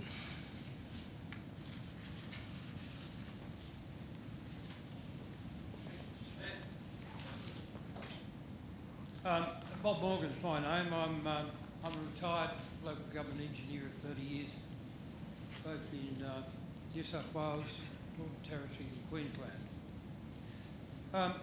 I sent some material around to you all that I hope you've had an opportunity to have a look at. So I don't suppose, I don't propose to go through that again, because I think Luke and some of the others have covered many of the areas very well. This has been a fairly sloppy presentation. I wouldn't at all argue that the consulting people who looked at Shawmac, Lloyd George and Telcon have not first-class people in their employ. Pardon me. I've no doubt about that. But you get what you pay for. And I suspect very little is paid for, and these are desktop assessments. They've not been done with adequate consideration of the ground, of the work on the ground, the situation on the ground, and some appreciation of what the amenity on the ground is. So I think people are being shortchanged here in the recommendation that you're making. I think there's a lot of room for rejection of this application, and I think if it's council's view not to reject but to continue on with this, at the very least I would strongly suggest that you get decent reports in from your consultants.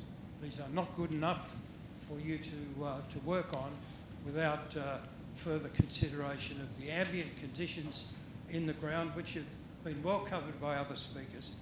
And I'd strongly suggest to you that it could be a real mistake on the part of council here. Catastrophes can happen. And talk about accidents, we used to live in 90 Beach Road, which is adjoining the property concerned. We don't now. We've moved away some time ago. But so we have no financial or other gains or losses by what decision council takes. But I strongly suggest that catastrophe circumstances could apply if you just take this at face value and approve it. I think that's all I've got to say. Thank you very much.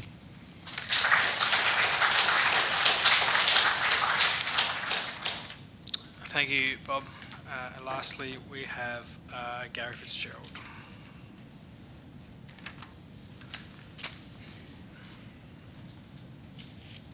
Good evening, Mr Mayor, councillors. Thanks for the time to speak. Gary Fitzgerald, TechOn Australia. We represent S&S Nursing on this matter, as I said last week. S&S Nursing are a registered provider and provide childcare facilities in Perth at the moment, and would be looking to expand their business in Bunbury. Councillors, I'm not going to. It's been a long night, and I'm going to just summarise what I outlined last week, and that is that as a investment, as a development, we and the client would look at what you have in place, what's in place legally, the planning framework. And as we outlined last week, the parking requirements and how they've been amended, the parking bay widths, the parking bay numbers, all of those comply with your scheme requirements, with your policy requirements.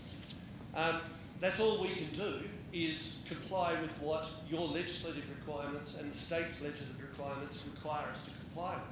So while we appreciate subjective and passionate comments, I urge you to consider the matter in light of an objective decision-making process, and that is that there is a planning framework that we are obliged to comply with, have complied with.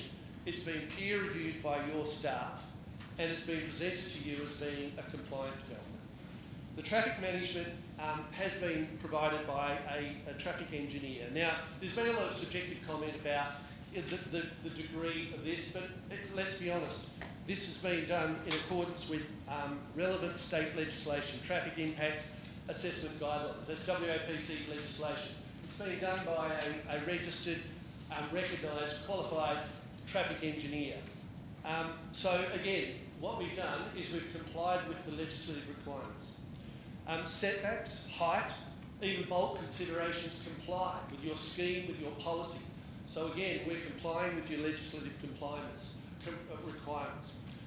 Noise impacts have been demonstrated by a recognised qualified engineer, noise engineer, that's demonstrated that it complies. And while the comment's been made about desktop analysis, to a large degree, that's what the requirements are, because it's a proposed development, and things like noise can't be modelled on site. Traffic impact has to be modelled on the proposed development, AM, PM, peak times, all of that consistent with the WA Planning Commission traffic impact guidelines. So this is not just something made up. This is a legislative requirement which is being complied with qualified people. I'd briefly like to reinforce this position, as I said last week, but councillors, I think there's a statement in your report which summarises probably our feeling on this development, but it also, I think, summarises the situation.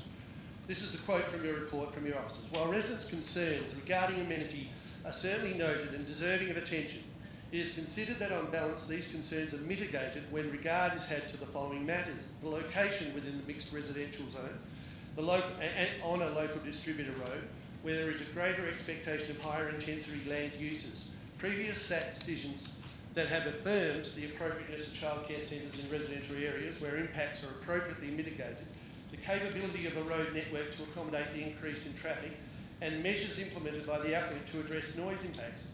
As such, the proposal is considered consistent with the objectives and expected amenity of the mixed-use residential zone. Councillors, the reference to legal, IENCO and at the City of Melbourne, this is a quote, and I think it again just sums up. There's a lot of subjectivity to it, but what the tribunal has found, in quote, in innumerable cases over a long period of time, that childcare centres are an appropriate use in a residential zone. This is not a residential zone, by the way, as we know, but the reference is to residential zone. There are many very good reasons which underpin the long-established principle that childcare centres are appropriately located in residential areas, not the least of which is that notwithstanding the commercial basis of their operation, they provide a community service, and it can be expected that the need for them is generated by at least some of the residents of the locality within which the centre is located.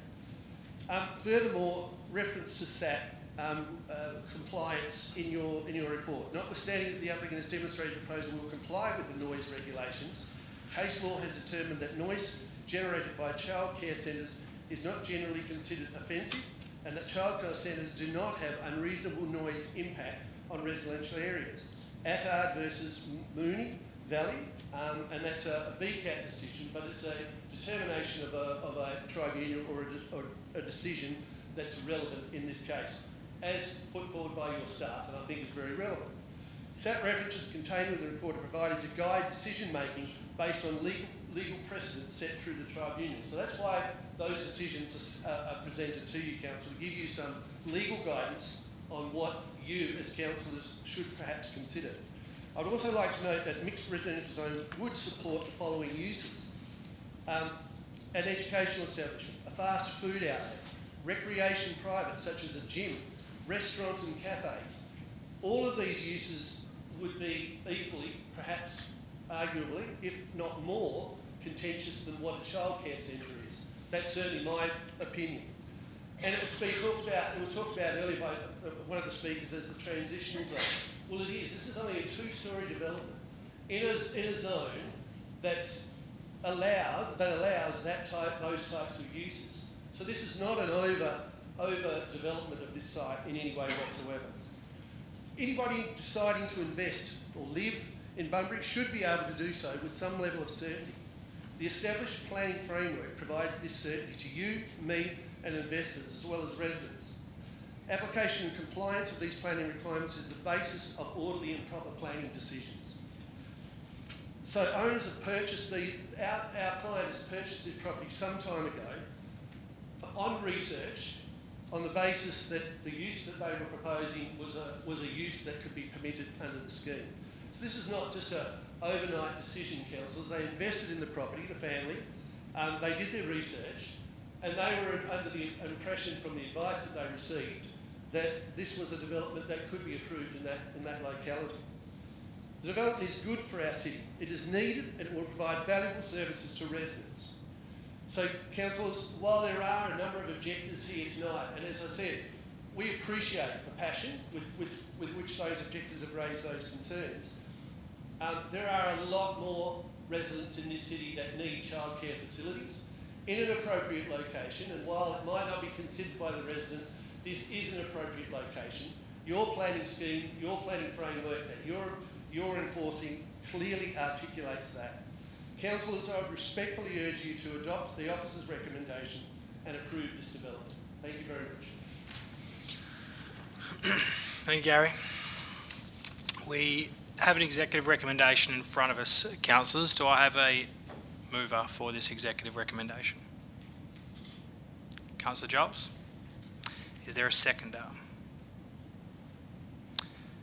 I will second it pro forma to get things off on the table. Councillor Giles. Thank you, Mr Mayor. I know this is probably not popular in this room, but I would like to put a few points as to why we should at least consider seriously accepting this recommendation. This is a new business to Bunbury. We really want investment in our city. It's a new business and it's providing a service that is sorely needed. I know there are a lot of working people, especially mums, who can't find childcare. So I think this is sorely needed in this area. So a childcare centre, I mean, I'm an educator, so I know a thing or two about schools and childcare centres. Childcare centres are not like schools. Firstly, they're much smaller in terms of the number of children they have. Secondly, the hours that the children are dropped off are not all at once like schools. Schools have an 8:30, 9 o'clock real time that there's lots of traffic, and 3 o'clock at the other end. A childcare centre is not like that at all. People are dropping off children all through the day and the afternoon. It's not all at once. So I think you'll find that will be spread out quite a bit over the day, not all at once. I also think that, if we reject this, and it might go to SAT anyway, but never mind that, if we reject this, we're losing credibility in our planning scheme, because this complies with everything in our planning scheme. Just, Councillor Giles, for the members of the public, please, we have elected members here speaking now. I just would please ask you to keep any thoughts there to yourself. Thank you. Continue, Councillor Giles. Thank you. In nearly everything that we consider, we get an executive recommendation, and our city officers give us a good report on what they found. So in this case, it is the same. We have been given a report stating that this complies with all the planning recommendations. So whilst I understand the people who don't want it to happen, I do think that we are putting ourselves at risk of losing credibility, because it'll probably end up at SAT and we will be overturned due to that. And I think that will cost the ratepayers a lot of money, and our credibility will not. Well, so are we. Thanks. Everybody is. All the ratepayers will pay, not just the ratepayers in Carey Street. Every ratepayer will pay for this appeal if it's wrong. So I really think that we really need to think about this carefully. I know, I can understand the objections. I totally get that. I've moved this because I want there to be some sort of debate, not because, I think there are lots of reasons why you might reject it, but I do think we should consider it seriously. It does comply, and I think it leaves council open to a lot of objections if we don't abide by our own planning rules. Thank you. Thank you, Councillor Giles. I'll just reserve my right for now. Is there a speaker against? Councillor Steele was probably up first. Sorry, Councillor Smith. Thank you. Yes, I will be voting against this, and I have to say that it was like Alison Martin was actually reading from my notes or her speech, so I won't be saying much. But though this might Comply, its site is actually being overdeveloped at the moment. And as Ms Bird, Alison pointed out about the 1,000 square metres is actually was one of my points that I wanted to raise. It's not big enough, the site. And as Councillor Giles also mentioned, that this is smaller than a school. But you know what happens though? We have higher staff ratios in childcare. So I actually just was having a little bit of an investigation of that, how much staff that 67 children are going to have to actually have underneath our national quality framework. So for 20 children, you need 3 staff. So let's just say there's 60 children going here. So that's a minimum already of 9 staff. We also then would have office manager and staff. That's probably 1 or 2 people. So we're looking probably, and cook, or whether there's actually going to be, things like that. It's another couple of staff. So basically it's going to be a minimum of 14 staff needing parking already. So there's 4 car parks left over for children to drop off. Being a parent who's a bit of a helicopter parent, and this is that day and age as well, we have to just look at, people aren't just going to dump their 3-month-old child, their 6-month-old child at the door and thanks very much for coming. It's not a drop and run service. These parents are going to need parking way more than what is actually noted for. I would also like to mention also about the 2017 traffic count along Stockley Road. That's 5 years ago. I don't think we're doing due diligence by actually not having a more up-to-date one. And we have to look at this is another thing that Ms Martin also mentioned, was about the farmers market. That was a development that also expanded bigger than Ben Hur. And we've got problems there now. We've all had that discussion. There's not enough parking. The in and out's terrible. So we have to look at this. Though we all would love this daycare centre, it's just in the wrong location. It limits expansion, not that that's my problem, but I have seen past mistakes that we have made in council by making a decision to put something somewhere that limits their expansion. And I would just like to say, I really hope that we do vote against this. I don't care that this goes to SAT. I would like it to go to SAT. I don't think we should, I think it was also mentioned in last week's briefing, behind closed doors, we shouldn't be comparing apples and oranges. We're not the City of Stirling. We're actually the City of Bunbury. And if this area is not right for this childcare centre, it is a heritage thing. Whether it's been classed as one or not, it doesn't reflect it's not the character with the area that we have. So I would encourage you all to vote against this, and I would also encourage the proponent to look for somewhere else, because it's a great development, just absolutely the wrong location.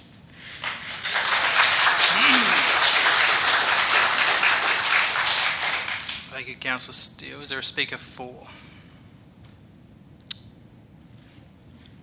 I would like to suspend standing orders, and if people would like to speak again. So, Councillor Steele, can we just get this one a bit cleaner? So it's clause 10, we got that clarification. So if you'd like to suspend standing orders, clause 10, which talks about order of debate, and order of debate doesn't get into multiple speakers, but that's clause 9. But if you just want to go with clause 10, I've got that on governance now. So just some clarification, Councillor Steele, on what exactly clause? Just the order of debate? Order of debate, thank you. Thank you. So Councillor Steele has moved to remove the standing order and order of debate. Is there a seconder to that? Councillor Smith, Deputy Secretary. I'll put that. All those in favour, please indicate.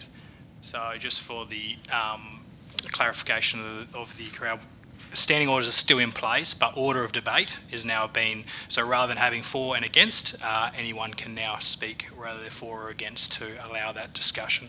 So a speaker, I believe Councillor Smith wanted to speak against, so Councillor Smith. Thank you, Mr Mayor. And councillors, I will be voting against this proposal for several reasons, not the least of which I'm the chairperson of the City's Heritage Committee, so it'd be pretty odd if I voted for something that was going to impinge on one of the premier areas of Bunbury when it comes to styles of building in this town. I absolutely see the need for childcare centres and I commend the proponents for this. However, as Councillor Steele said, like everything else, it needs to be in the appropriate position. And I'd like to thank all of those who took the time to put their submissions in, and I personally read all of them. The former Mayor and I often had conversations about Bunbury and its heritage, and as you know, Gary was no bleeding heart when it came to development, but he did agree with me that one of Bunbury's strengths that differentiated it from our surrounds was its heritage, both its very long Indigenous heritage and its built environment. And if you'll indulge me, councillors, I'm going to give you a bit of a history lesson on Bunbury. Bunbury's European history begins in 1836, a few months after Melbourne was established, so we're a pretty old place when it comes to Australian history. Or earlier, if you take in the French explorer Baudin, who missed Koombana Bay on his first foray in about 1799, but he came back in 1803 and he found Koombana Bay in the Leschenault estuary. Of course, Indigenous people have known about the Koombana Bay and Leschenault estuary for thousands of years. Some of you may know of the Indigenous lady accidentally exhumed when the call centre was being built on Wellington Street. Archaeologists estimated she'd been buried for at least 10,000 years and was of high status considering the goods she was buried with.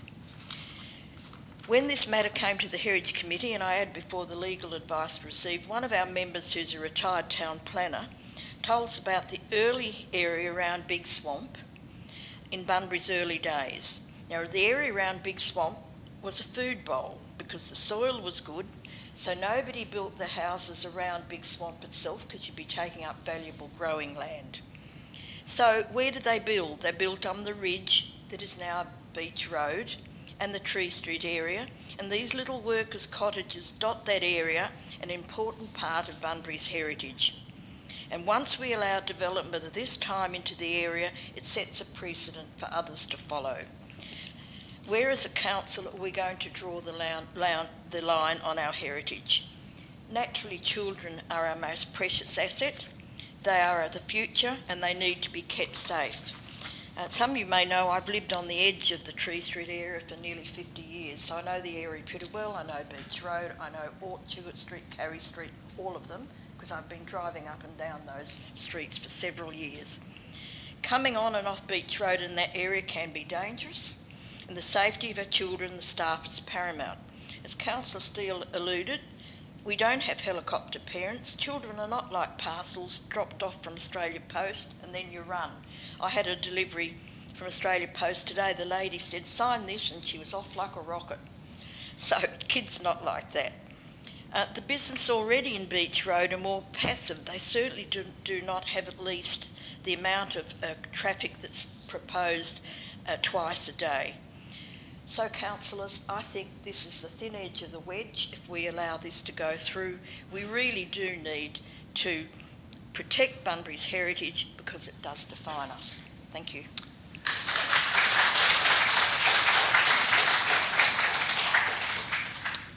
A further speaker for or against?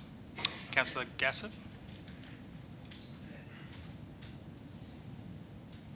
Can I just make a quick declaration? Mr. Buckley taught me about 44 years ago at TAFE, so, but I was making it impartial, but he probably will acknowledge I was probably his best student. So he should listen to me. So, Mr. Mayor, the application, and there's a lot of work has gone into this, both from staff and the community, and the survey has been brought into us, so we didn't have to go chasing surveys. So, the application itself, the proposal is fantastic. It really is a fantastic proposal. And Bunbury needs it. It's in the wrong location, according to my judgment, the way it's presented. There's a question about safety and liability that was raised. I'm not sure where the liability does lay if something should happen in the future, and it has been raised to us. So also just a bit concerned about the tightness of the parking on the site. There's drop-off Acrot parking, 2.5 metres wide. I guess there's no requirement to have a permanent Acrot parking on the site because there isn't.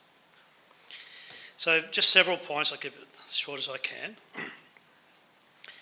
It's been said it's inconsistent with their mixed-use residential area, out of character, noise levels being questioned, amenities being questioned, parking and the schools, drop-off and everything else being questioned, landscaping, traffic has been questioned, and there's even been claims of misleading presentation. I don't know, I can't make a comment about that. One of the big ones that worries me, and I understand what people are saying when they say they're going through a lot of stress because of this and losing sleep. If you want to lose more sleep, come and join council. But what worries me is that we're putting them through that sort of stress, and I, as a councillor, will continue to do that. Stress and mental health issues, according to the experts, it's actually more severe than physical harm. So I don't want to be the one giving these people stress in the long term. So I'm trying to be positive at the same time. I really believe that the proposal is fantastic. We do need it in Bunbury. In my best of my judgment, and it is our judgment here because the decision's up to us. It's under the mixed-use residential zoning, the TPS 8, it's discretionary. So it comes to us to vote on it. It's not a mandatory obligation. We have to make that decision ourselves in accordance with the best of our judgment. A further speaker, Councillor Quain. Question, Mr. Mayor. Can I please be enlightened on the, is there a vision for the Tree Street area? Is there a vision to have it classified as a heritage listed precinct? CEO, can you answer that at all? Probably not, but I'm not sure if Mr Barber might be able to shine some old light on it. Through Mr Mayor, there's been a heritage study done on that area, and then it goes through a process as to whether it would or wouldn't be listed, and I think the intention is that it would be coming through the Heritage Committee with a view to look at whether that area should be listed or not, but at the moment it's not a seriously entertained proposal, so it's not something that is in our report because it can't be a consideration. Further speaker, Councillor McCleary. I'm really impressed with everything that's been going on tonight, especially now here. And it is a concern that the residents, they have come together. I mean, we've got 49 official, but I know there's more than that. There's probably about 70 or 80 that have come together on this issue about where they live, their pride for their area, and they have been so, they've gone away and actually really looked into what it is and done their research. So I think that's something that I should consider, because normally I'm one like, we're going to make rates, we've got to get the bigger rate base. I'll accept, that's quite negative for some people, but I think of our ratepayers and the fact that they've got to contribute each year, and the best way to be able to reduce their burden is to be able to get more businesses in town. However, on this particular time, I'm actually going to be the 50th person because I am quite concerned about the area. It is a heritage area, and there's a street called Tingle Street, not far, down Beach Road, up Kanga and Tingle. When I first came back to Bunbury 20 years ago, I went along that street and it was like I had just gone through the 1930s. It was beautiful, the old buildings. And I go up there now and most of them have been knocked down and these monstrosity brand new buildings are up there. And I just feel that at 88 Beach Road, there's a crappy little house, I'll be honest with you. However, it is part of our heritage. And if we knock that down and build at the moment, it's going to be a creche, which is pretty big. That's the gateway to our tree area. I just can't see it. I think we need to stop now. And as our executive said, they're looking into, maybe not they, but the Heritage are looking into, State Heritage are looking into whether this is to be a registered area or not. Let's wait. It's too late once we've knocked everything down and built this big thing. It's too late. So please, councillors, let's wait a while, okay, until that decision's made, and then we'll know, and so will the residents know, what they're able to and will have to accept. Thank you. Further speaker, Councillor Andrew.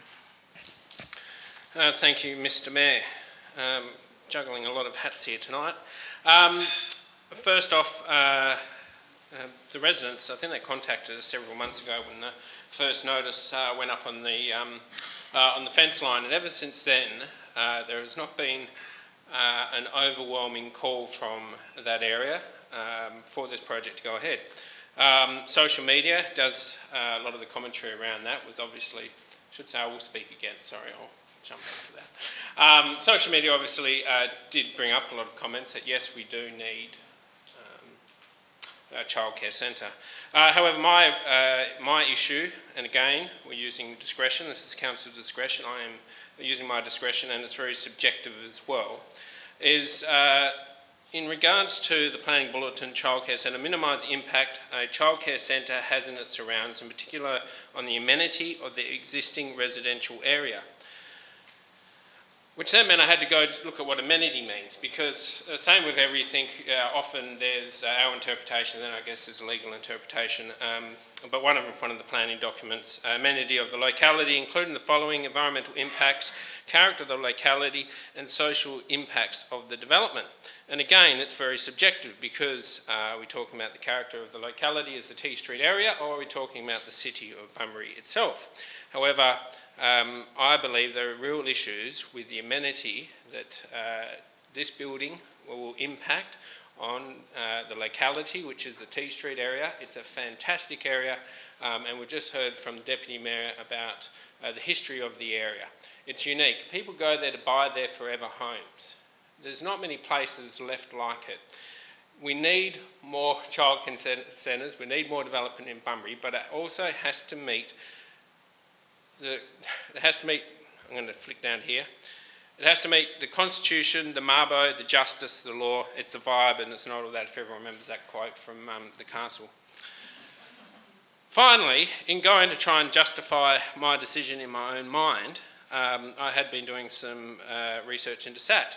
And so, Mr Mayor, there was a SAT decision, I'm not sure on the date of it, but it was a proposed childcare centre in Swanbourne accommodating 90 children, 18 staff, operating Monday to Friday, 7 a.m. to 6 p.m. on a 1,849 metre square corner lot, so a much larger lot with 30-odd%, 20% increase in students. It was, the main distributor road was connected right in front of it with 11,500 vehicles a day, although Butler Avenue, which was the local access street, was a cul-de-sac. JDAP declined the application, so I went to tribunal, and the decision was the tribunal found that the cumulative impacts arising from the physical design, car parking, traffic and noise resulted in the proposal being inappropriate for the context and beyond what might reasonably be accommodated. The decision to refuse the proposal was upheld. So, whilst I guess we are occasionally scared of SAT, it comes down to the individual requirements of that locality.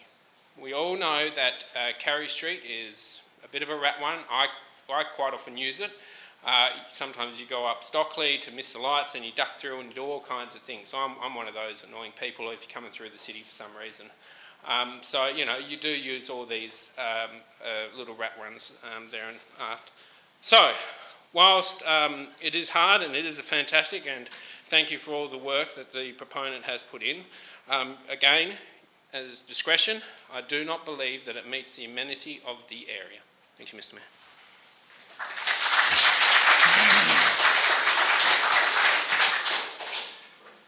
Thank Thank you. Further speaker? Back to standing orders, please. Yeah. Resume debate. Sure. Just before we do, Councillor Steck, sorry, if you don't mind, I'll just... Oh, I can do it in there after. Yeah, sure. I'll take that. Is there a seconder to close then? All in favour, please indicate. All right. So we are during order of debate. I just indicated that I would speak just to clarify my position. Councillor Andrew probably have, or just about had me, are based on the planning ground. So I'm probably not going to get many friends here tonight, but sometimes we have to make decisions that move away from emotion. So I grew up in the area and I live near the area quite now, so I do know it well. Although I don't have kids, I have one on the way. So I did raise that with a couple of the residents down there this morning to hopefully this goes on easier with them, that they understand that. But I think a lot of the things that are being talked about in terms of heritage, heritage especially, we have the legal opinion which tells us that that is not a planning ground to refusal. Parking, I know there's been questions around the studies. The studies have been done, our planning staff have reviewed them, and that is what we currently are making a decision on a planning framework. So at this stage, I can't see a planning reason why we would refuse this. There's a number of amendments in there, if it is approved, that clarify some of those points, and that's why at this stage I'll be supporting it, but I just wanted to make that clear before I voted. Is there a speaker against? So, Mr Mayor, I've said my bit. Yep. Just a question. So that we're not driving developers away, is there any way the developer and the residents can sit down and have a chat about changing the whole proposal? Just a comment. Councillor Gaspar, if this is refused, there will have to be a reason for refusing. So if we don't take the exec recommendation, that's fine. Council will determine that. There will be a rationale for refusal, and I would suggest that one of the people who've spoken against will just need to foreshadow that they will be suggesting something like that. Councillor Steck, speaker against? Yes, I will speak against. Sure.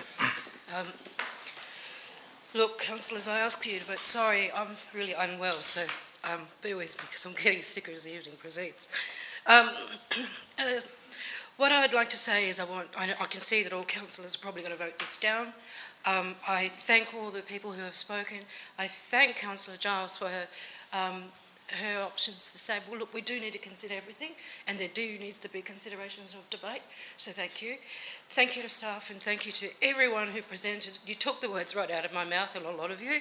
Same with you, Mr Mayor. I'm sorry, I have to disagree with you. And I pro forma that if this is voted down, that we refuse the development on the grounds of, firstly, in the design. Design is not conducive of any of the buildings there. It is excessive. Normally, I'm pro-development, but I always am pro-good development, and this is not good development. I agree. The thing with me is the ACROD parking. That is clearly not enough ACROD parking, because if one bay is already there, there's no way they're going to be having reversing capabilities for more than one ACROD bay. There is not enough car bays. It's very clear that you can't drive in and reverse with trailers and all sorts of things. It's a complicated development on many levels, and it can be debated on many levels if it proceeds outside this chamber. But however, I will say that other than the bulk scale, the heritage area, and other than the distance between houses, the sound, and you know, you go back and you look at Churchill Avenue in Subiaco, there were very, very small, similar houses, 12-metre frontages, very large blocks, 850 square metres, the smallest sizes, 1,100 square metres, a lot of them. They were all big homes, and now they have all developed them even bigger in Churchill, keeping that Churchill Avenue, keeping that heritage listed, or heritage style. And I just think that to lose this kind of block kind of heritage is a crime that we can't allow. And I welcome the development. It's a fantastic design. Just please put it somewhere else.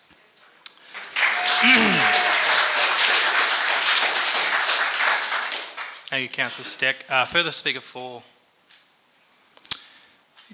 Councillor Giles. Anything to close? If that's the case, I'll put the executive recommendation to reads. Those in favour, please indicate.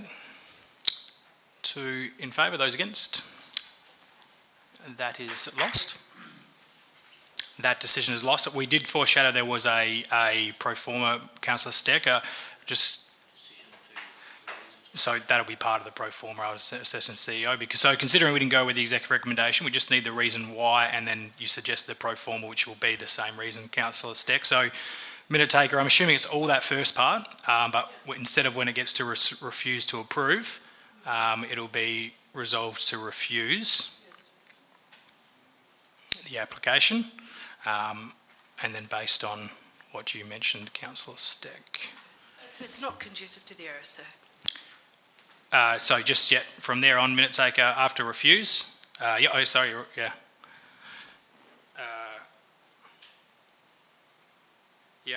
And then, sorry, what was your wording from there, Councillor Steck? Based on refuse the application.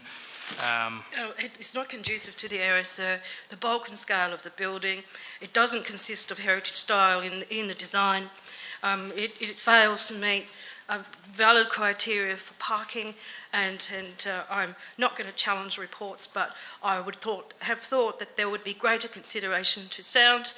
There are other examples. Councillor, I might just stop you there before you debate a bit more. Thanks, sir. If I could, I think the first part's probably okay. I think if you start getting into requirements, then that may cause an issue. So if you just, if you're happy with Bunbury is not conducted the area and consistent with the heritage. That's fine. Yeah. Let's get the area, and you mentioned amenity. I think that's probably important to include. Planning grounds, sir, yeah. Potentially, if you have Councillor Andrew second that with a addition, that might be a good idea. Thank you, Mr. Mayor. I was just going to say conducive to the amenity of the area, if that's okay.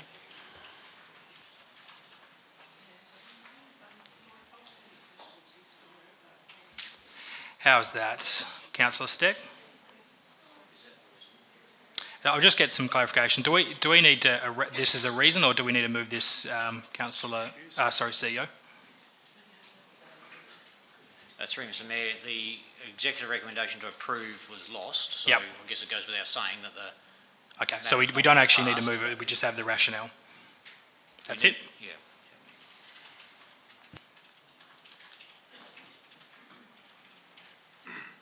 Sorry for those of you, we just, if an executive recommendation isn't supported, it needs to be minuted to the reason why. So when we're looking at the minutes later on, that's it. Councillor Steck, and those who spoke against.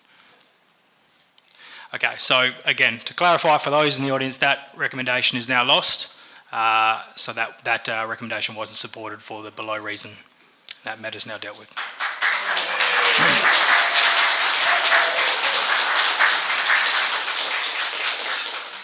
We do have a couple more items. You're welcome to stay, but I'll...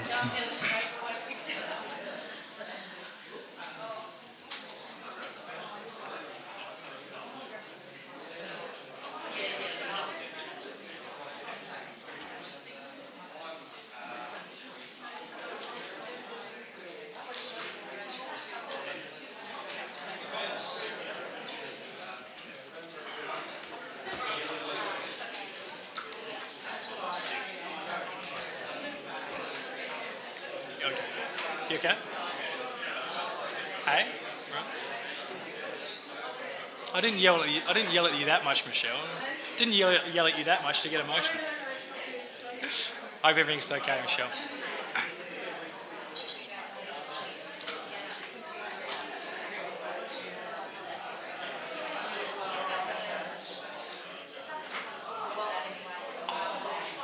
Okay, just for those members of the public still here. Yep. You're happy? Okay, yep. For those members still there, we just have a couple of items. If we could just move that to outside, would be fantastic, thank you. And we just got to deal with these. So, councillors, for your knowledge, the item 1031 that Councillor Steck wanted to remove, she's just sent her questions in on notice. So, if we have a mover for that, I don't think there'll be any further discussion. A seconder? There's no further debate, I don't think, quite on this, Councillor. This is just the schedule of accounts paid, just to be clarified. Councillor Steck had a question, she's put it on notice. Those in favour of accepting the schedule of accounts paid? That's carried, thank you. Very simple one, Councillors. It only came out because Councillor Steck had a question. Mover was Councillor Steele, seconder was Councillor Andrew. And then we believe we have one pulled out from you, Councillor Steele, which you didn't... Okay, let me just make sure we're moving through correctly. So 10.3.1, so we do have the budget review we need to deal with first, sorry. That is an absolute majority. Do I have a mover for that? I'll take Councillor McCleary and seconder Councillor Giles. So again, this just requires an absolute majority. Those in favour, please indicate. That's carried unanimously, thank you. That's the budget review. 10.3.4. So this was pulled by Councillor Steele. Are you happy to move it, Councillor Steele? And seconder, Councillor Andrew. Likely to be any debate, councillors. Thank you. I'll put that. Those in favour, that's carried.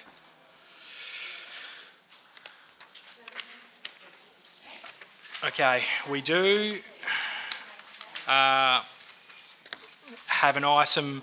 Sorry, before we get to that item, Councillor Plum has requested leave of absence from today until the 23rd of December. Is someone happy to move that? Councillor Giles, Councillor Yip. All those in favour, please indicate. Thank you. And Councillor McCleary, an approved leave as well. I'm guessing that's what that... Councillor Smith, yep, and a seconder, Councillor Andrew. Those in favour, please indicate. That's carried. Thank you very much. Okay, councillors, we do have a item which has to be moved behind closed doors. Is somebody happy to move that we move behind closed doors? Councillor Andrew, Councillor McCleary. Those in favour, please indicate. Those against? Councillor Gassop and Councillor Steele against. Okay, yep. Okay, that's moved. We move behind closed doors. Thank you. Could somebody grab that? If you, we may need a quick.